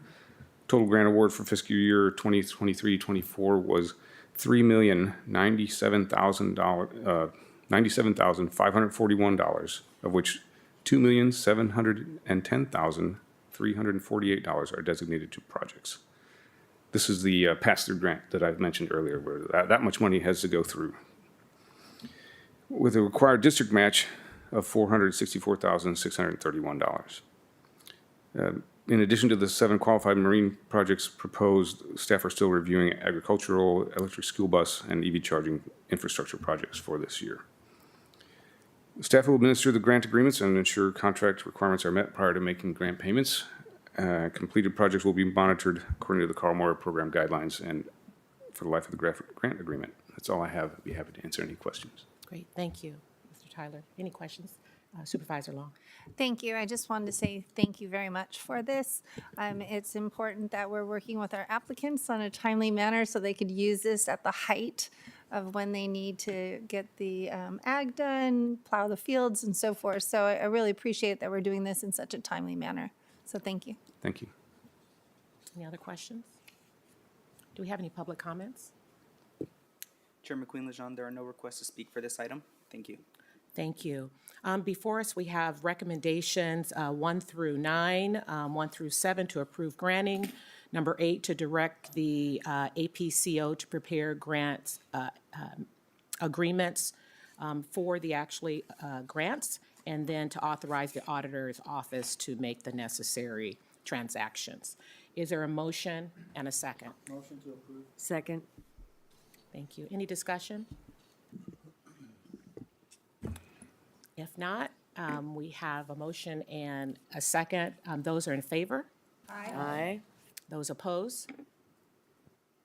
Any abstentions? Great, the motion. Can we clarify that motion was made by Board Member Chavez, second by Parvin, or made by Board Member Parvin, second by? First, second. Chavez, Parvin? First. Yes. Sorry, Parvin Chavez? No, the other. Okay. Chavez, Sorry. Parvin. I apologize. Our computer was frozen while you were in the middle of stating it. We're spitting. Thank you, and the motion passes unanimously. Okay, we're going to move to item number 11. Back over to you, Mr. Tyler. Good afternoon, Chair McQueen Lejean. Again, this is Tyler Harris, Division Manager with the district. This item requests approval of 8 grants through the Funding Agricultural Replacement Measures for Emission Reductions, or the Farmer Program. Again, staff received 116 total applications for projects through the incentive programs in 2024. Applications requested grant funding to replace 154 pieces of diesel agricultural equipment, 7 pieces of diesel off-road equipment that are not agricultural, and 3 diesel school buses. Also install 5 electric charging infrastructure projects with a total of 45 charging stations and repower 10 commercial marine vessels. Total grant funding requested by applicants was $31,856,709. Today, we are requesting board approval of 8 qualified agricultural off-road equipment replacement projects through the Farmer Program with a total grant value of $694,806 and a total cost of $1,015,026, including the applicant cost share. This is the 7th year the district has administered the Farmer Program. Total grant award for fiscal year 23-24 was $748,400, where $654,850 was dedicated to projects, and the remainder for district administrative expenses. No district match is required for the farmer program. District will also be using $2 DMV fees authorized through AB 923 to cover the cost of one of the projects, partially funded by farmer. Of the 8 projects and 13 pieces of equipment proposed, 3 projects and 7 pieces of equipment are located in California designated disadvantaged and low-income communities. The remaining 5 projects and 6 pieces of equipment are located in California designated low-income communities. The staff will administer the grant agreements and ensure contract requirements are met before making any payments. And completed projects will be monitored according to the program guidelines and for the life of the grant agreement. And that's all I have. I'd be happy to answer any questions. Great, thank you. Any questions? I just have one question for you. Under the current proposal, it speaks of the guidelines recommending the 50% of funds go to disadvantaged communities and 5% go to low-income communities. And it states that based on these grants, 53.8% is allocated to communities classified as both disadvantaged and low income, and then a further 46% of the funds are allocated to low-income communities. My question is, was that by design, or is that how the numbers just fell out? So because we have several different programs that we kind of run as a combined incentive program. The farmer program and the community air protection incentive program both have requirements for how much money must be spent into disadvantaged and low-income communities. The Carl Moyer program does not have any requirements of that because our district, having less than 1 million people in the district, we're not subject to the environmental justice requirements for Carl Moyer. So what we do is when we get the list of eligible projects, then we start divvying up the money that we have to fund the projects that, we rank them by cost effectiveness, find out which ones we want to, the most cost effective projects, and then we start assigning funds from the different programs to each project. We just make sure that we meet those percentage requirements. So like with the community air protection program funds, most of that money we tend to spend on school buses because through our outreach into the disadvantaged communities in the county, one of their main priorities is to get heavy-duty diesel vehicles off their city streets. And so we tend to go with school buses because it benefits the kids and it's in the neighborhoods. Most of the time heavy-duty trucks are not driving through your neighborhood, right? But the buses are. So we focus on that, but then there's usually some money left over because we can't fund the bus. Most of the school districts can't really afford the buses either, so we tend to try to offset as much of the cost as possible. And so we usually end up with a few $100,000 left that then we put into ag because it's so cost effective. So then we use the disadvantaged communities as much as possible for the community air protection and then make sure we get what we need for the farmer program and the rest we use for Moyer funds. Great, thank you. Thank you so much. You're welcome. Any other questions? Okay, do we have any public comments? Chairman Queen-Lejeune, there are no requests to speak for this item. Thank you. Okay, great, thank you. So before us, we have recommendations 1 through 8 to approve grant funding. Number 9 is to direct the APCO to prepare grant agreements for each of the approved quality projects. Number 10 is to designate the redistribution of sources for farmer programs or projects, and then authorize the auditor controller's office to make transactions. With that said, is there a motion and a second? I'll motion to approve. Long? I'll second. Thank you. We've received a motion and a second, so can we get a show of hands or A's for those who are in agreement with? Aye. Great. Those opposed? Any abstentions? Thank you. The motion passes unanimously. Okay, let's move to number 12. Thank you again, Chair McQueen-Lejeune. Tyler Harris, Division Manager with the district. This item requests ratification of the district's acceptance of the Carl Moyer Program Year 27 Grant Agreement and waiver of the district's contract policy provisions regarding attorney's fees. This is the 27th year the district has administered a Carl Moyer program. California Air Resources Board has been working for the last few years to modernize the Carl Moyer program and update the guidelines and other documents.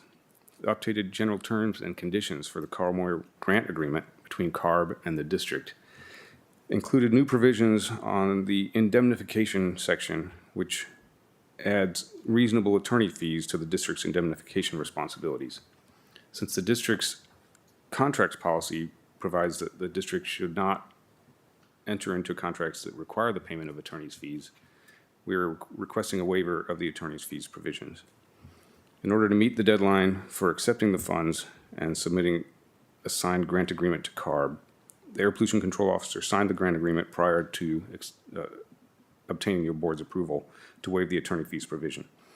Therefore, we are requesting your board ratify the Air Pollution Control Officer's execution of the grant agreement. Staff will solicit grant applications and bring eligible projects to your board to encumber the Moyer Year 27 funds at future meetings. And that's all I have. Happy to answer any questions. Great, thank you, Mr. Tyler. Any questions? No questions? Any public comments? There are no requests to speak for this item. Thank you. Great, Chair, I'll move staff's recommendation. second? Is there a second? I'll second. Great, thank you. Let's go to those who are in favor. Aye. Those opposed? Abstentions? Great, thank you. Motion passes unanimously. And if my agenda is correct, it says closing. So let's see here.